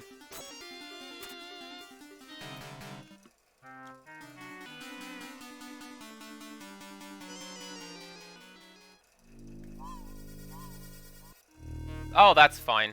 I'm missing 10 HP, but I can't have it anyway because I'm in costume.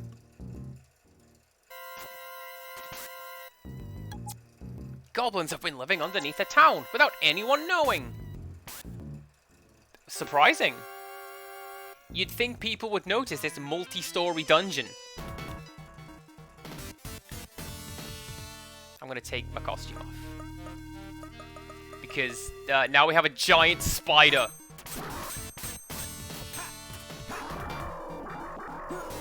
And I seem to recall as well. Yeah, I seem to recall, like, sleeping on the magic system, and I shouldn't have done, because the Thunder Spell does wonders for this guy. Look at that.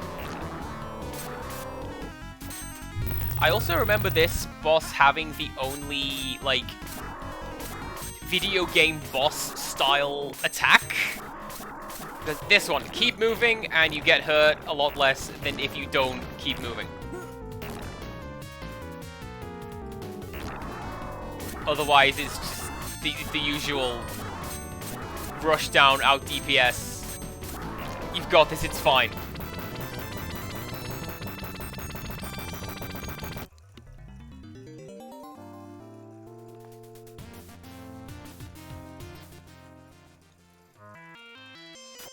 And this gets us... Oh, I remember this puzzle being an absolute pain.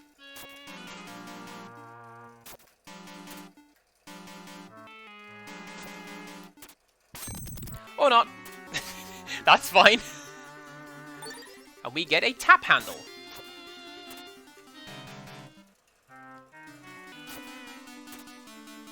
Now, we've seen one room where we get to use this. There's actually a second. And I just didn't go in there yet. But that's the first stop on our journey back. So let's do one of those, because I'm pretty sure this next room is full of sentries, and we don't want to deal with them. Don't mind me, fellas. I see that massive spider back there? That was crazy. Killed it, though. It's fine.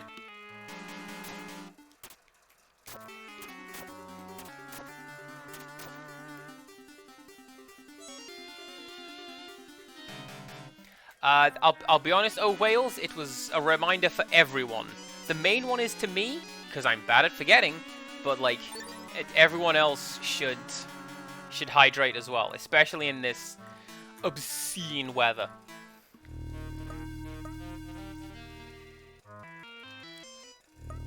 Also, we have gloves named Power.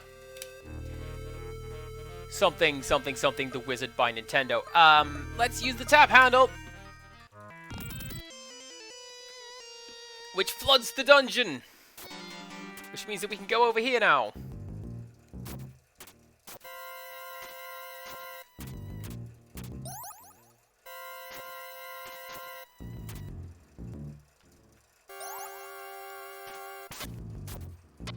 Yeah, see, the trap is you're supposed to think to push the pressure plate on the block onto the pressure plate, but then you can't get up there.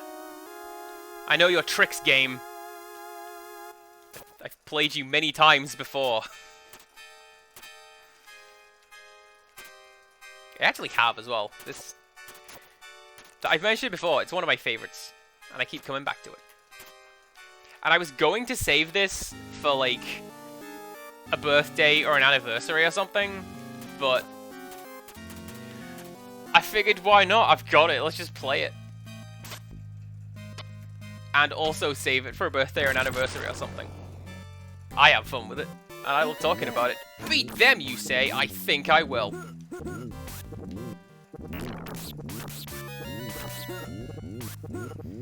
If they do not beat me first. They're pretty tough for, like, a second phase boss guys. Oh no, okay, right. How many times do we think it's gonna take me to do this? Because of that. Because I'm really bad at that.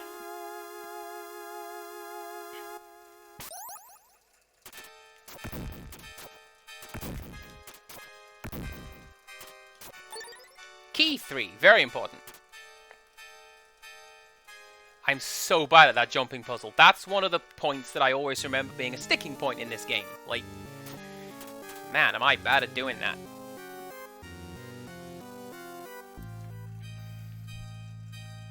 Nope, don't go back, David. That's fine. We're going this way.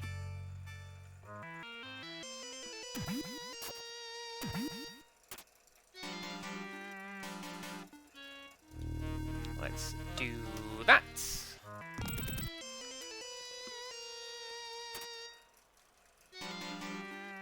And I believe we still need to be in disguise, so let's put that on anyway. And hopefully all will be well. Hey, what's up?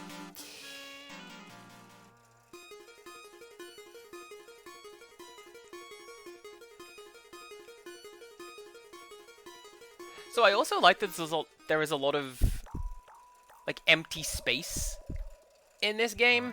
Answer the riddle. Oh, game, please. I like that there's a lot of empty space in the Goblin Village because it makes it feel like it's an actual big lived-in village, you know?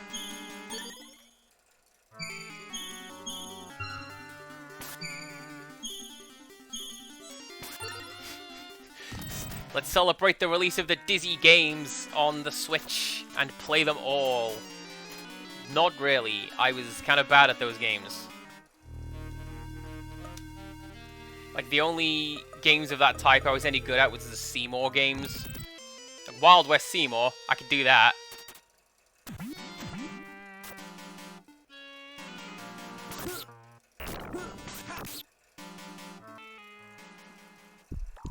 There's a special game called Seymour Take One, which works better if you call it Seymour Take One.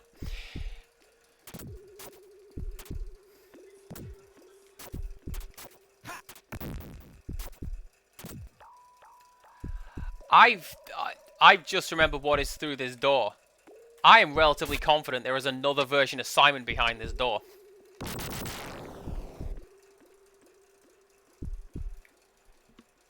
Answer the riddle. Yep. But at least you've got this cool creepy music to listen to. That's fine.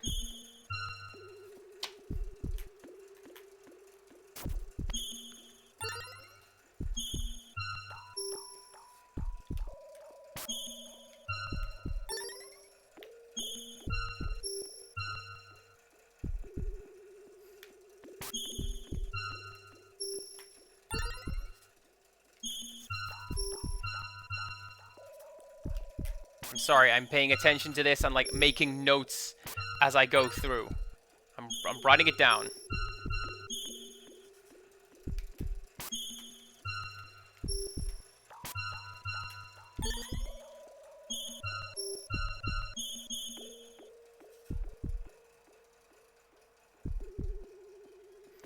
I think this is the one where I've got 4 more levels to do if I remember rightly, because I made the password, I like having tea and scones for my breakfast.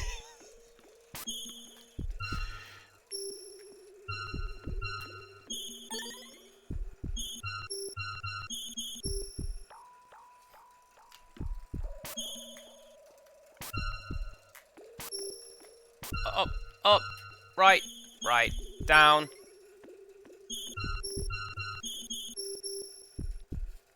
At least he's giving me lots of doubles.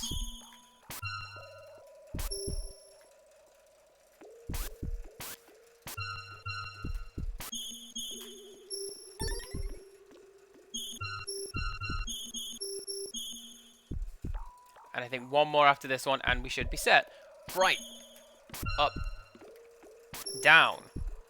Up. Up. Right. D, R.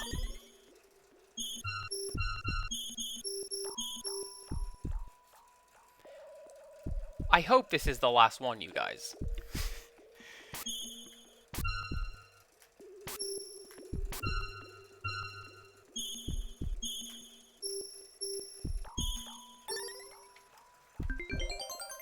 Thank you, game.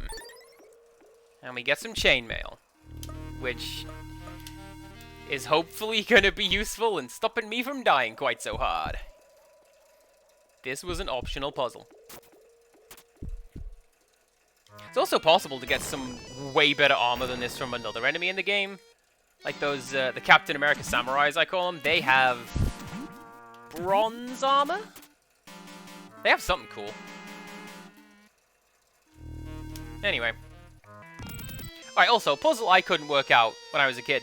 I couldn't work out how to get the tap handle off the wall, because in the English version, it persists. Like, it stays on the wall. And I thought it was just stuck there, so... Hey, I don't know.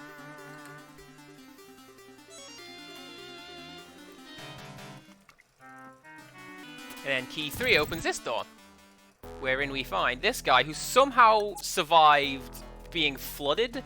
I don't know.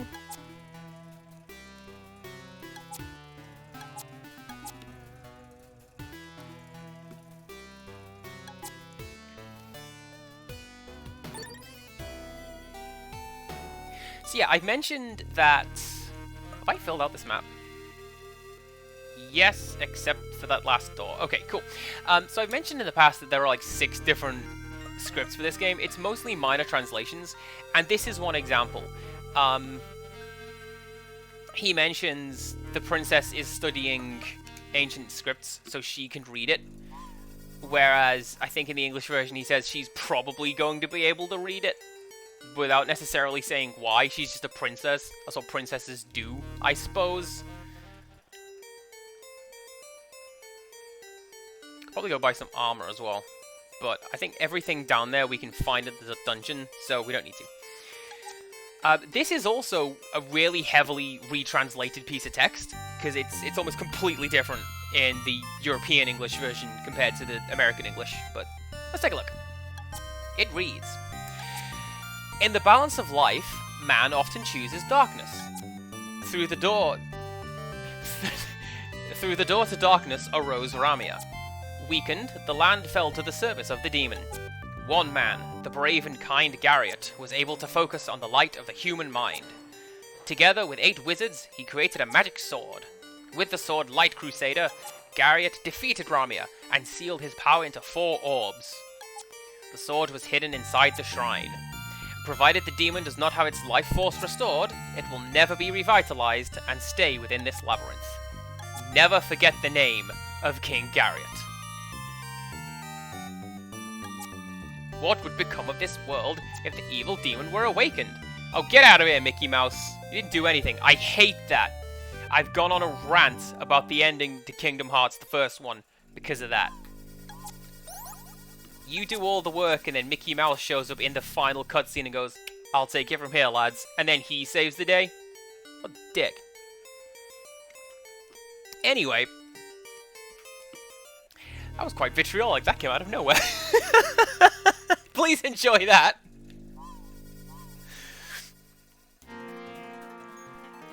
Oh, I didn't find the teleporter to go down. What a letdown. Alright, where are the steps? Oh, directly here. It's almost like the game knew I was going to do that.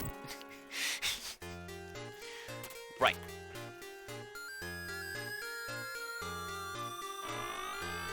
That's the boss room. That's the maximum life room. Where is the teleporter in this level? I don't know.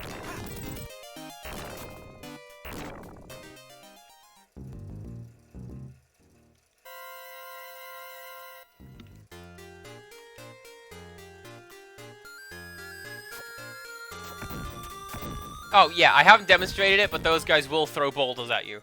They hurt, but they're, like, exceptionally, inaccurate, so... You know, don't worry too much. Hello once again. Have you made it home? I hope so. I hope it was a safe journey. Map. Yeah.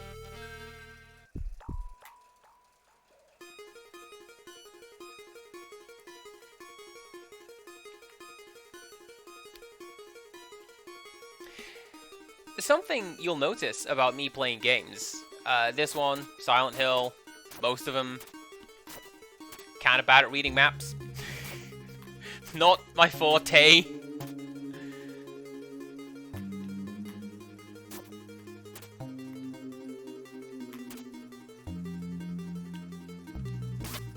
There we go.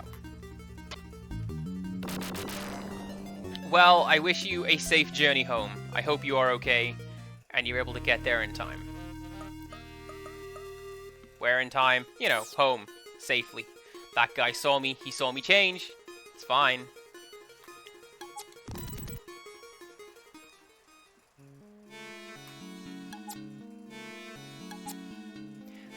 I believe... Yeah. I can just go through here. Iron Gate. Yep, that's what that is. Hey, there's a teleporter. By the way, I'm kidding. We need to do something with this. This is also something that tripped me up when I was playing the game when I was younger. The princess told us to remember the name of King Garriott, and that's what we do here. I've forgotten the spelling. Ironically, I've forgotten it. I think it's 2 R's and 2 T's. Let's find out. A-R-R-I-O-T-T. Yeah! And this allows us passage to the next floor.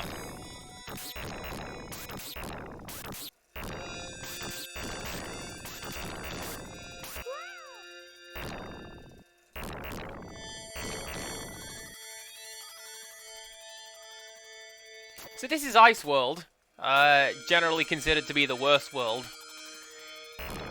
Ice World is always the worst world in everything. Not a water world. I'm trying to do magic, but I can't do magic because I got my costume on.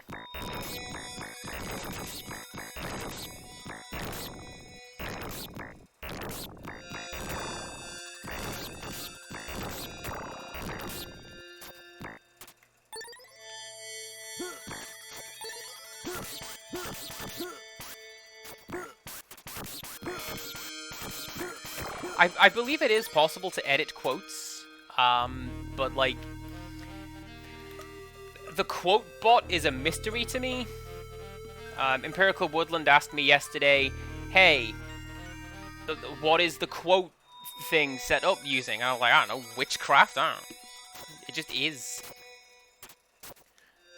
But then I found it. So we got fixed the thing that we needed to fix.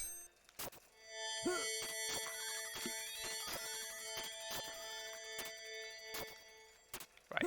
Game. Do you see why Ice World is the worst world? Because of things like this. Right. I'm going to show you two things. First of all, me getting hit by spikes. Second, you can use that to open the doors. And third, Light Twitch Rave! The laser beams do not discriminate where they take damage from, so if you throw them into a pit, then they'll just keep changing direction endlessly.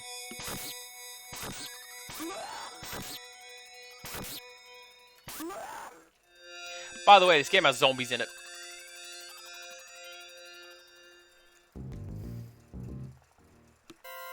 And zombies are the only enemy that can poison you. And, there we go. Zombies are the only enemies that can poison you, and it has a number of effects, like it could reverse your controls, or the standard, like, health slip, or you can't use magic. There's a number of ways to fix it, as I've mentioned. There's like 5 or 6 different inventory items. There's a spell to do it.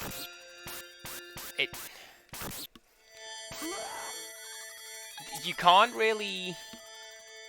You don't really need it.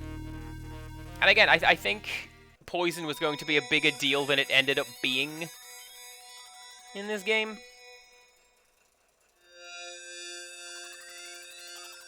Oh man, that quote bot is having a bad time.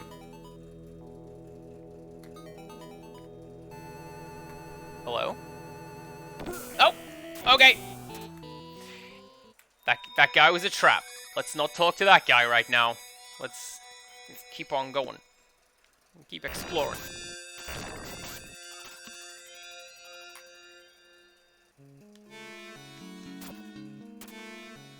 Oh, yeah. I remember what's in this room. This room is a really bad jumping puzzle, but it's fine, because over here is the healing fountain. And then... Is it this one? That's the other one.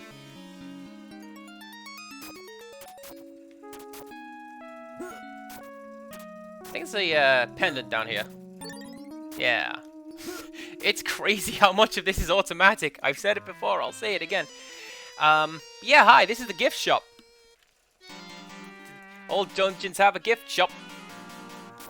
How much do I need for you? For no reason. Can I show the crest? No, I can't. So... I guess I'll come back later. When I have the crest. Who knew that wizards were snooty and arrogant? Very judgmental. Not I.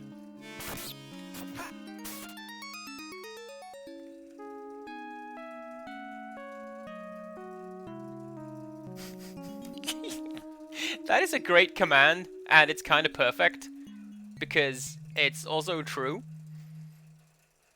She'll touch your butt, and she'll love it.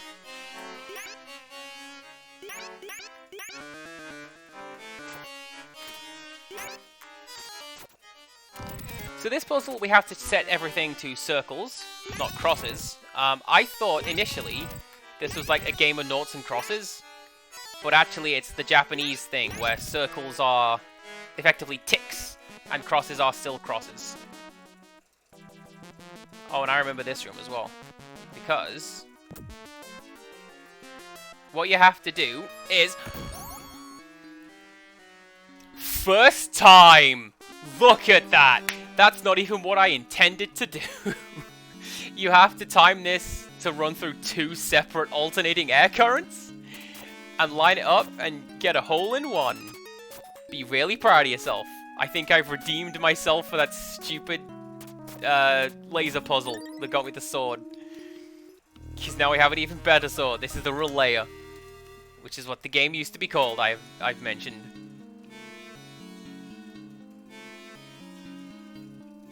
And the way I normally do this, by the way, is you basically stand in the doorway. As soon as you come in, you jump, I think, 18 or 19 times, and then just run.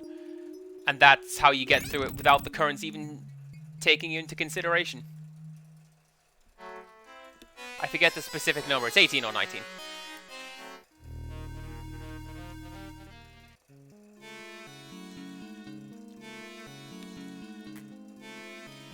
Thank you. I'm glad you're proud of me. You should be. I'm quite happy. I'll tell you what you've done to deserve this, fella. Your sprite has a different hair color to your portrait. It's not right. It's not right. I'm on to you.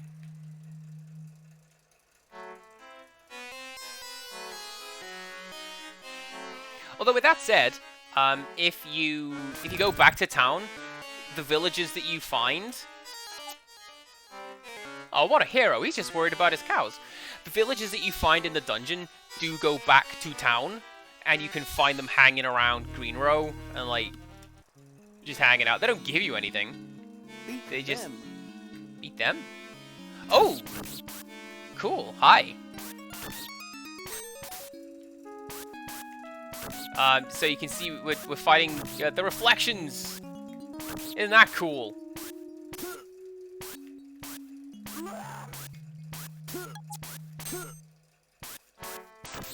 Well, joke's on you, mate. I'm looking at the reflection anyway, so reverse controls won't do anything. I'm fine.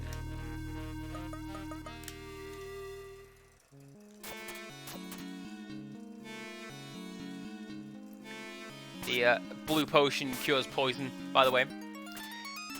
I'm also reasonably confident there's a door through this mirror. Yeah, there you go. Free pendant. Beat them. Gotta beat them again, but, you know, it's fine.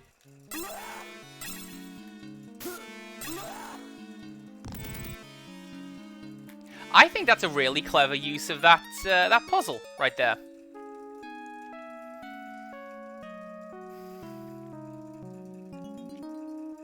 Speaking of puzzles, I hate this one. The pendants revive you if you die. They are like the one-up system, so I can die 6 times and keep getting back up again. I think the game's really generous. You get more than you reasonably need. But at the same time, depends how good you are at the game. Sometimes I'm not super great at it.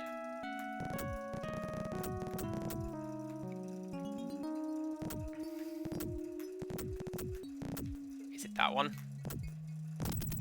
That's probably not the solution to that puzzle, but let's not question it because it worked. Hello. My wife is still being held. Will you take me with you? It's too dangerous. Please wait here. Yeah, there you go. In fact, so dangerous. There you go. Now you're safe. Stay in there. He won't stay in there. He'll go back now that we've spoken to him. But that's fine.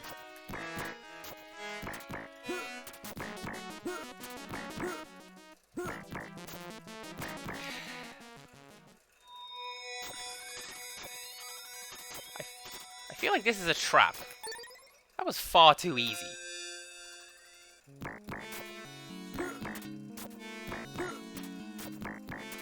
But I'm not going to complain, because we need the crest. We've met one fellow who won't speak to us without it. And that one wizard attacked us for not having it. So, you know, we're good.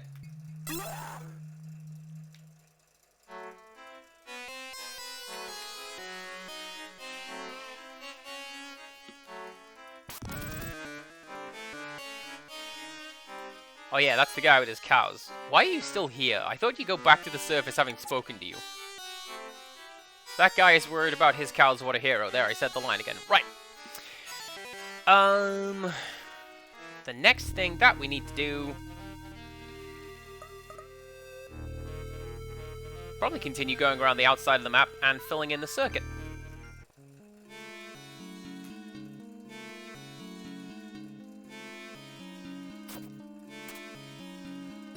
And then I think what I will do... yeah, okay. Let's see. What do we need to do in the gift shop? How much is this? 4,000. One moment, please. 4,000 gold.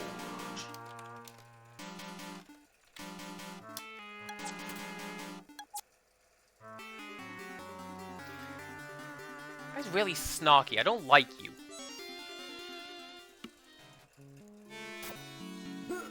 So what I'm thinking we will do is, we'll finish this floor, and then probably call it a stream, and then come back, finish it next week. Although I say that like I'm wrapping up anytime soon. Look at how much of the map there is left to uncover. We will be fine. I'm gonna have a good time for the rest of this.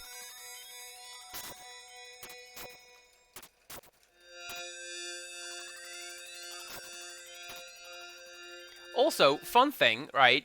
Because we're coming through this path anti-clockwise, all of these puzzles are pre-solved. So we just go through it, fill out the map, and not actually do anything. It's a bizarre oversight. That is an unfair question. I like you very much, and this is known. You stop that.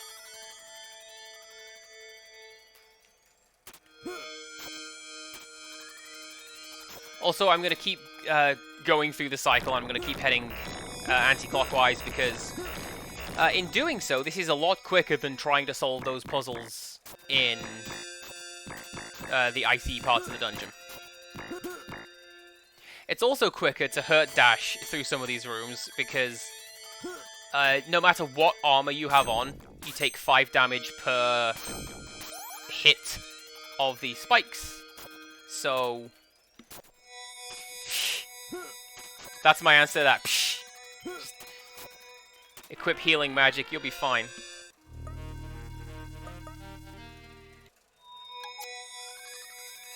See? We're fine. Yes! Hydrate! Good plan. We haven't had a boss for a while for me to be able to do that. So let's do that. It's super chill cherry cola today. Because I was shopping and I just wanted cherry cola. I just felt like it. I haven't had it for a while and I thought, yeah, I'm gonna go for that. Let's go.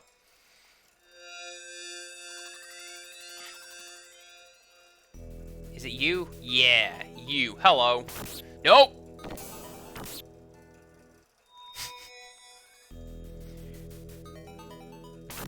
Game, please. I just want to talk. It's not my fault. I only understand violence. There we go.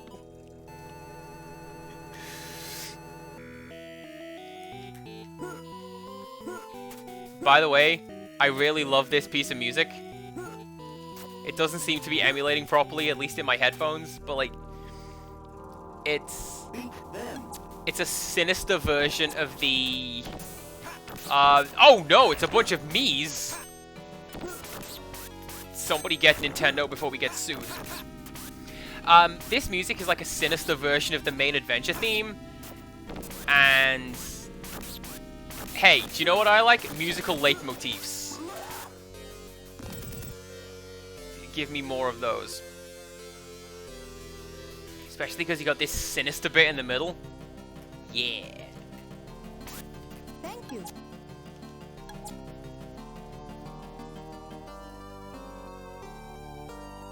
I think she specifically is the one who is the mother of the daughter who's like, oh, Mommy and Daddy have gone missing. Where could they be? I think it's her.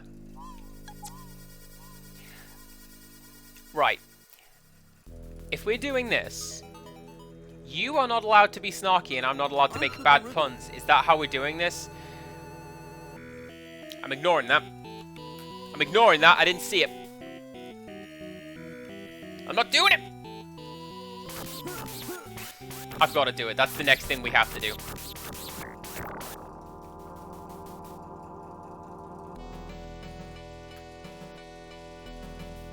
They've moved that teleport pad.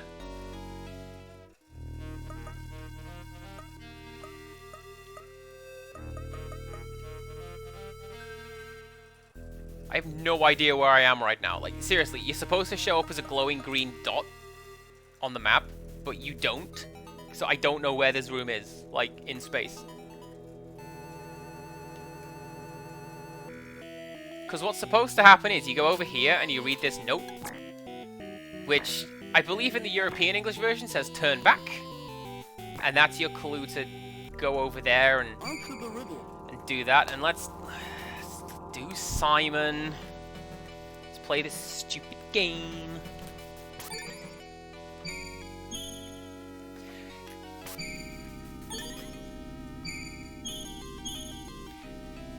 The Let's Play of this I did. I got to this point and I'm like, oh no, I've fallen into a parallel universe where time passes 10 times as quickly. And just sped up the footage because I didn't want to play it again.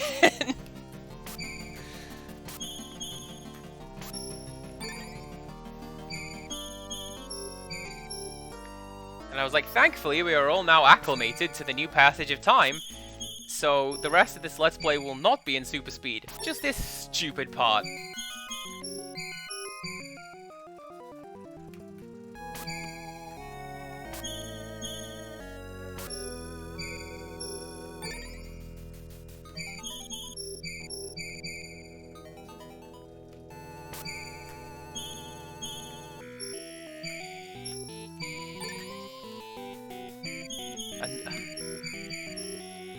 Again, fine. Right, right, left, left, down, right, down, right, right, down. Thank you very much. Open the door.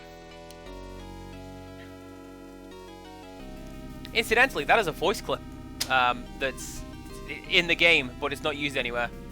There's two clips. There's David saying, take this, and open the door. And then there's this character, he has a voice clip where he says, Shinde moraimasu, which means, like, die for me, but it's not used.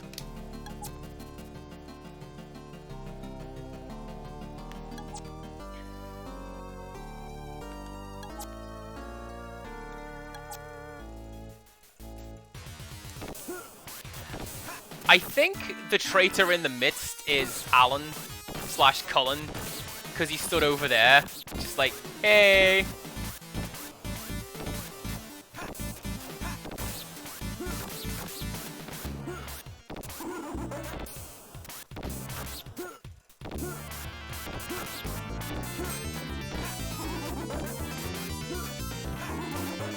Nice. So there is a reason that I go after the wizards that are standing still before any of the others, is because if they're the last ones alive, they cast Earthquake as they teleport around, which blows out your speakers. And... What the heck?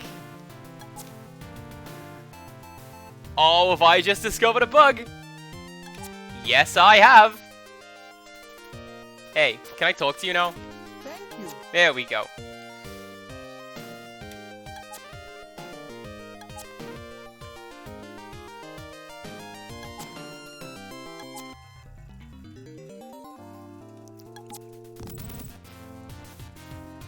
It is a big oops. I didn't... Oh, come on. We just had a boss.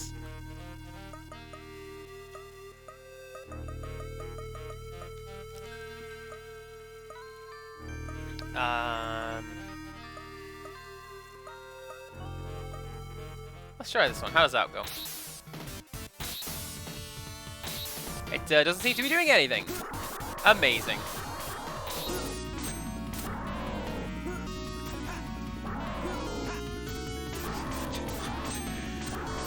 So speaking of, like, things that are kind of... It's weird how much they stick with you. I remember a joke from, like, the original Let's Play of this I saw from that channel I mentioned, which is a giant scorpion. Giant is the worst word to put in front of scorpion. That or radioactive. Did I just get hit as that thing was dying? How very rude of you. Beat a boss. Hydrate.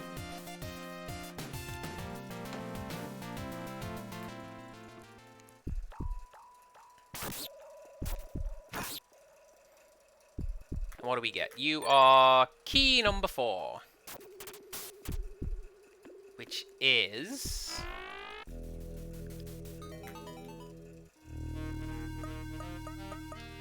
I mean, I'm gonna say it's one of the like empty doors down here, right? Because we didn't go there yet. So, let's...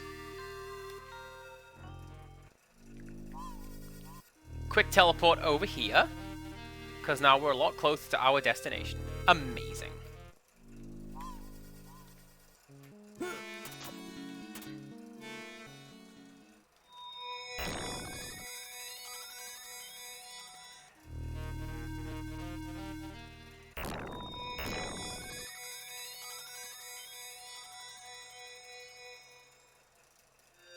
It's kind of weird how you are, or at least I am, able to tie a line from that Let's Play, like, to this point right here, because what if I had not seen that? What would I be doing right now? What if I hadn't gotten an Amstrad CPC in the family? What would I be doing? I'm going this way because I missed a door from the look of it. Yeah. I missed this door right here. Which contains... oh, one of these! So, this platform moves, like, opposite to how you move. And the trick is, you have to, like, jump and try and shuffle it underneath you.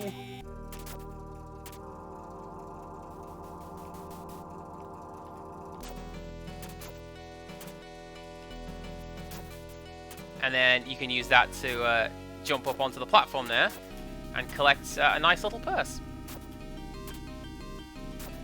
The fact that there's money in it is a bonus. It just is a nice little purse and I want it. There you go. 900 gold. That will actually go a great way towards getting that old potion, which I'm going to get that off stream. Do not worry. We'll get it and I'll show you what it does. Like, because it does something pretty cool. And I don't think I've ever really seen anybody particularly show off what it does, because it is prohibitively expensive and you need to do a lot of work to, like, grind up and get it. I've gone through the wrong door again. What did I tell you about checking the map? Do it and forget.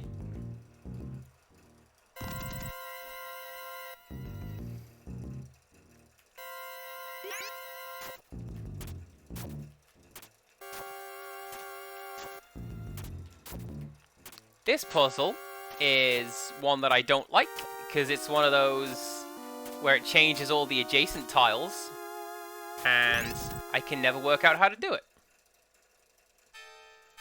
Oh, wait, is this now? Trial by fire. It is! Okay, everything is absolutely terrible, and I'm dying.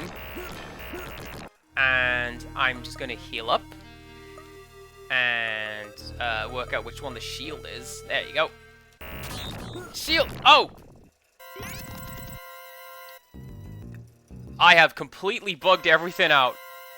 And the game has crashed. No! Well.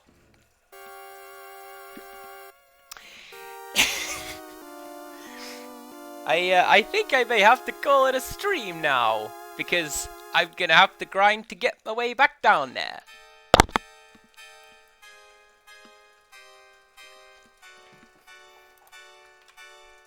Seriously, can we do anything to, like, resolve this?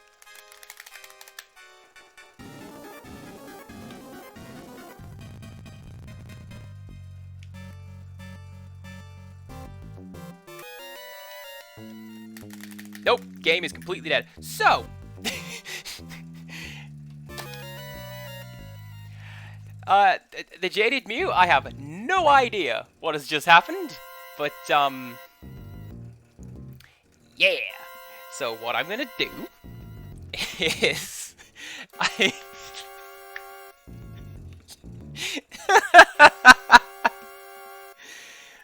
Alright, hang on. Whereabouts are we?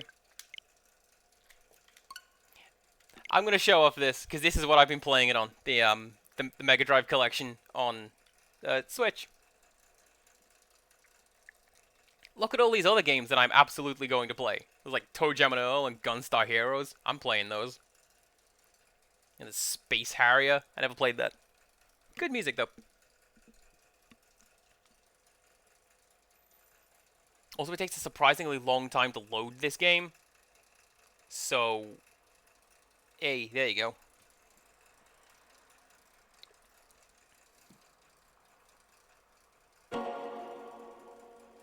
That's not as cool as the big Sega logo. That's cooler. That's way cooler.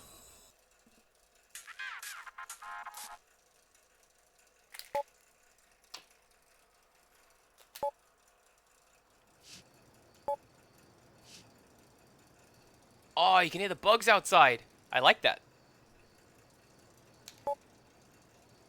Alright. Like Crusader, where are we in this game? And then the game loads, and the whole thing is glitched.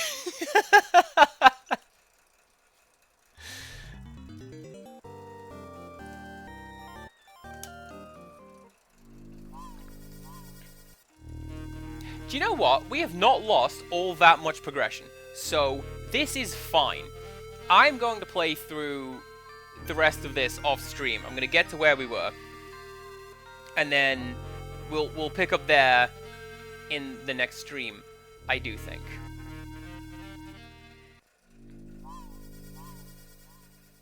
Nah, forget it. I got 20 minutes. Let's go. I can find 20 minutes worth of things to talk about. Usually this game is incredibly stable. Like, I've literally never seen it crash like that before. And see, this is why we have the Save Andy command, because I don't. And this is why the next emote is Adeli demanding that I save my game.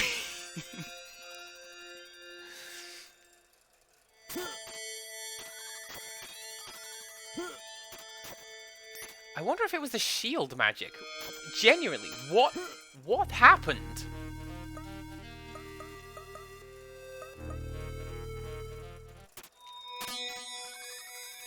Because what's supposed to happen is, like, as you can see, we've got a shield around us, and this protects us from 3 hits.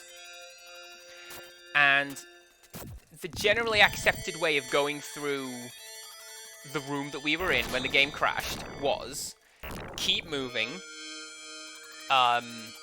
keep your shield up, and you'll be fine.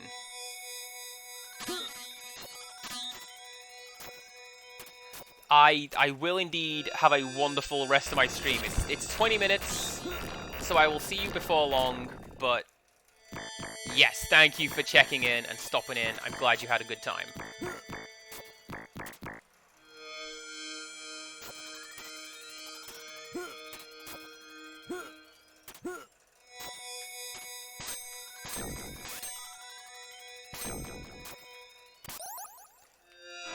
The only other glitches I've seen in this game have been, like, ones forced by the player.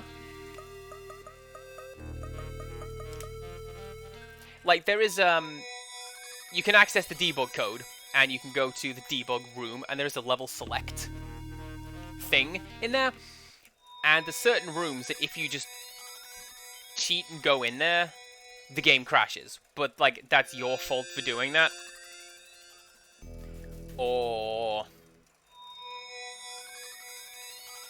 there's one boss fight which kind of tends to overload visual memory, and everything gets kind of glitchy and weird, but again, that's something that you do as a player, so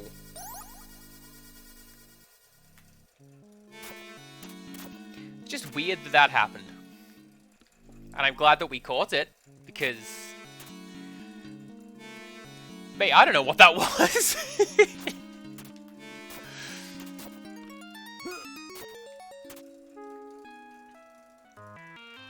If I had to guess, it was because I tried to do the shield and go through the door and load the map at the same time, and the game didn't quite know what to do with all three things, so it just froze. Oh, also, what we're supposed to do in this room,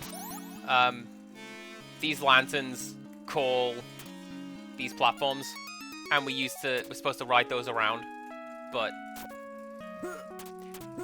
quicker not to. That's still the teleporter. Also, there we go. I've been playing this game since I was a teenager, and I'm finding out new things, new ways to break the game and make it fall apart. Alright, that guy's gonna be saved, and on we go.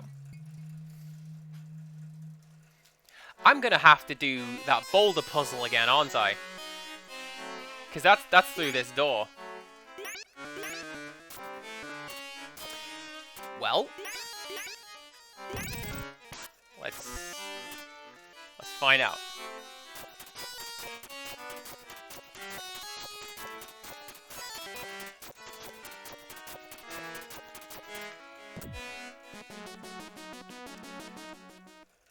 I liked it much better when I did it the first time. That was a lot cooler.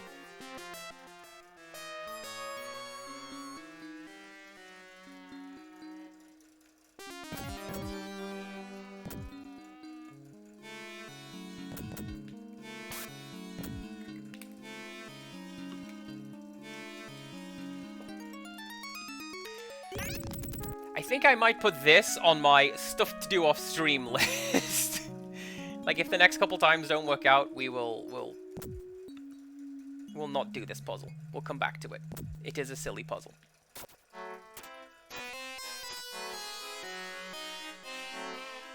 I guess I can take another crack at it. Ah, well. Last try, and then we move on.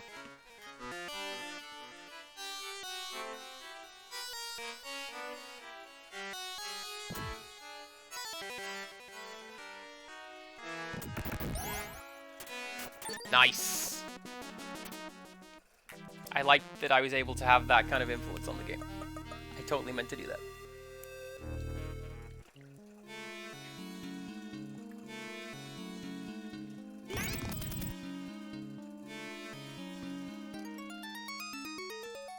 And I'll let you guys in on a secret, like a stream secret. I keep trying not to show you guys, like, the Switch dashboard.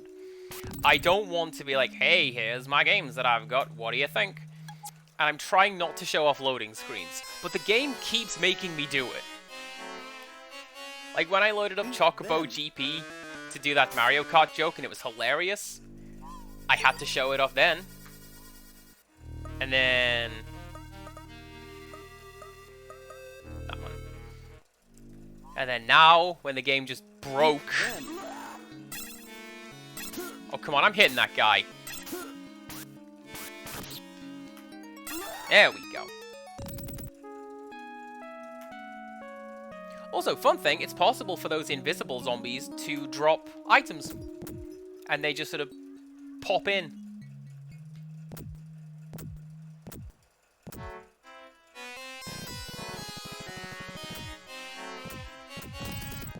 Right, save you. My wife is being held. Will you take me with you? It's too dangerous. Please wait here. If you held your wife, you wouldn't be here. Thanks, Empirical Will, for that one. Stay there. You stay there. Right. We're just doing the rest of this stream in fast forward. Let's go. Well, I don't think I am, because I want to say there's a Simon puzzle coming up.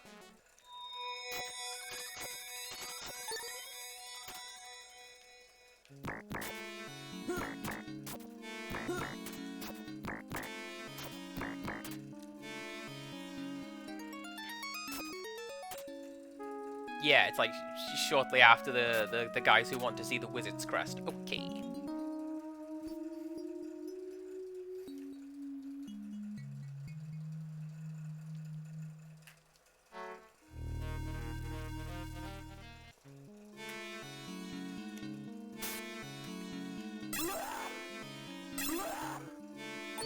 That was just done out of spite, I'll be honest with you. Spite is a remarkable driving force.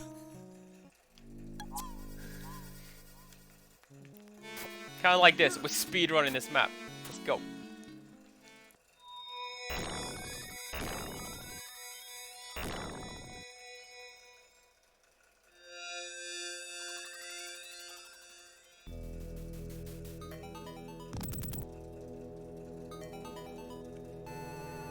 I want to say that, like in the translated version, those guys say kindly proceed.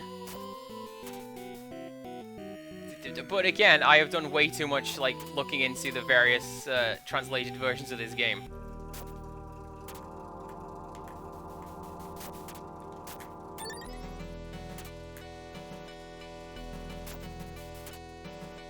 That was a cool dodge. I'll take that. Beat them.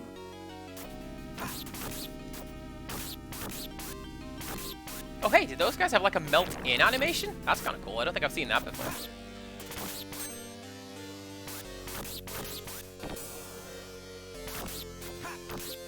Also, D&D nerds will appreciate this one. You can't use turn undead on the fake Davids because they're not undead, they're golems.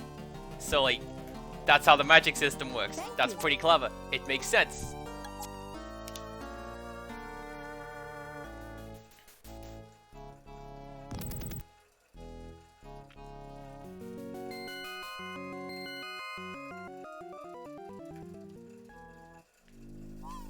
Do a bit of that. And I think I'm... Onto the river. Yeah, I'm roughly where I was before. This is fine.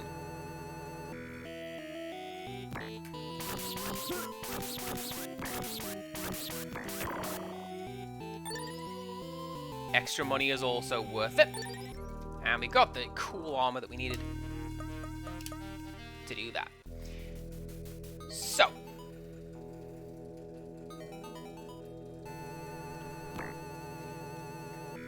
Thank you, the Jaded Mew. You are spot on. That was my plan. I was going to... My controls are reversed. That's why I was trying to avoid these statues right here. There you go. Now they are unreversed. I'm going to go and save. And then I'm going to go and do that thing that I said I was going to do, but off stream. And then we'll come back, we'll finish the game next time. And I'll make it up to you by showing off something really cool at the start of the stream. Where is the save point? Not marked on the map, but I remember where it is.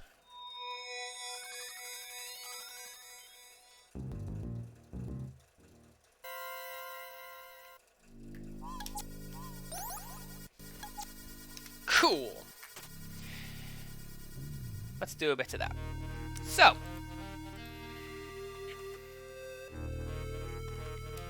Let's change my notes a little bit so I know what I've done. And now let's go to, not show and tell, to the end of my stream. Hello. Does anybody have any suggestions for a raid? Because, would you believe it, I'm the only person playing this right now. So, I don't know.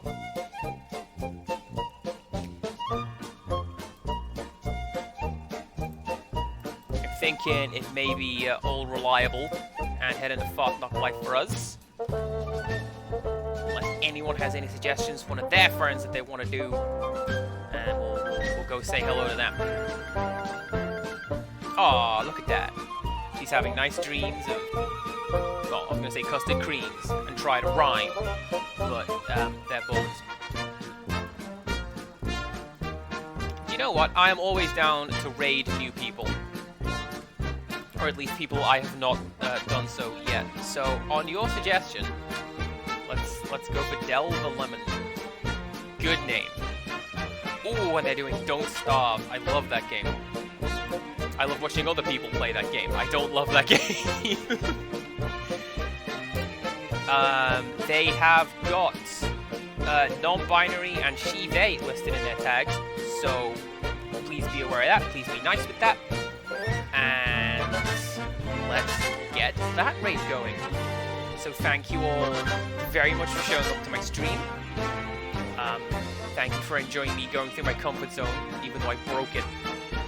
And we'll come back on Monday for the next thing on my list.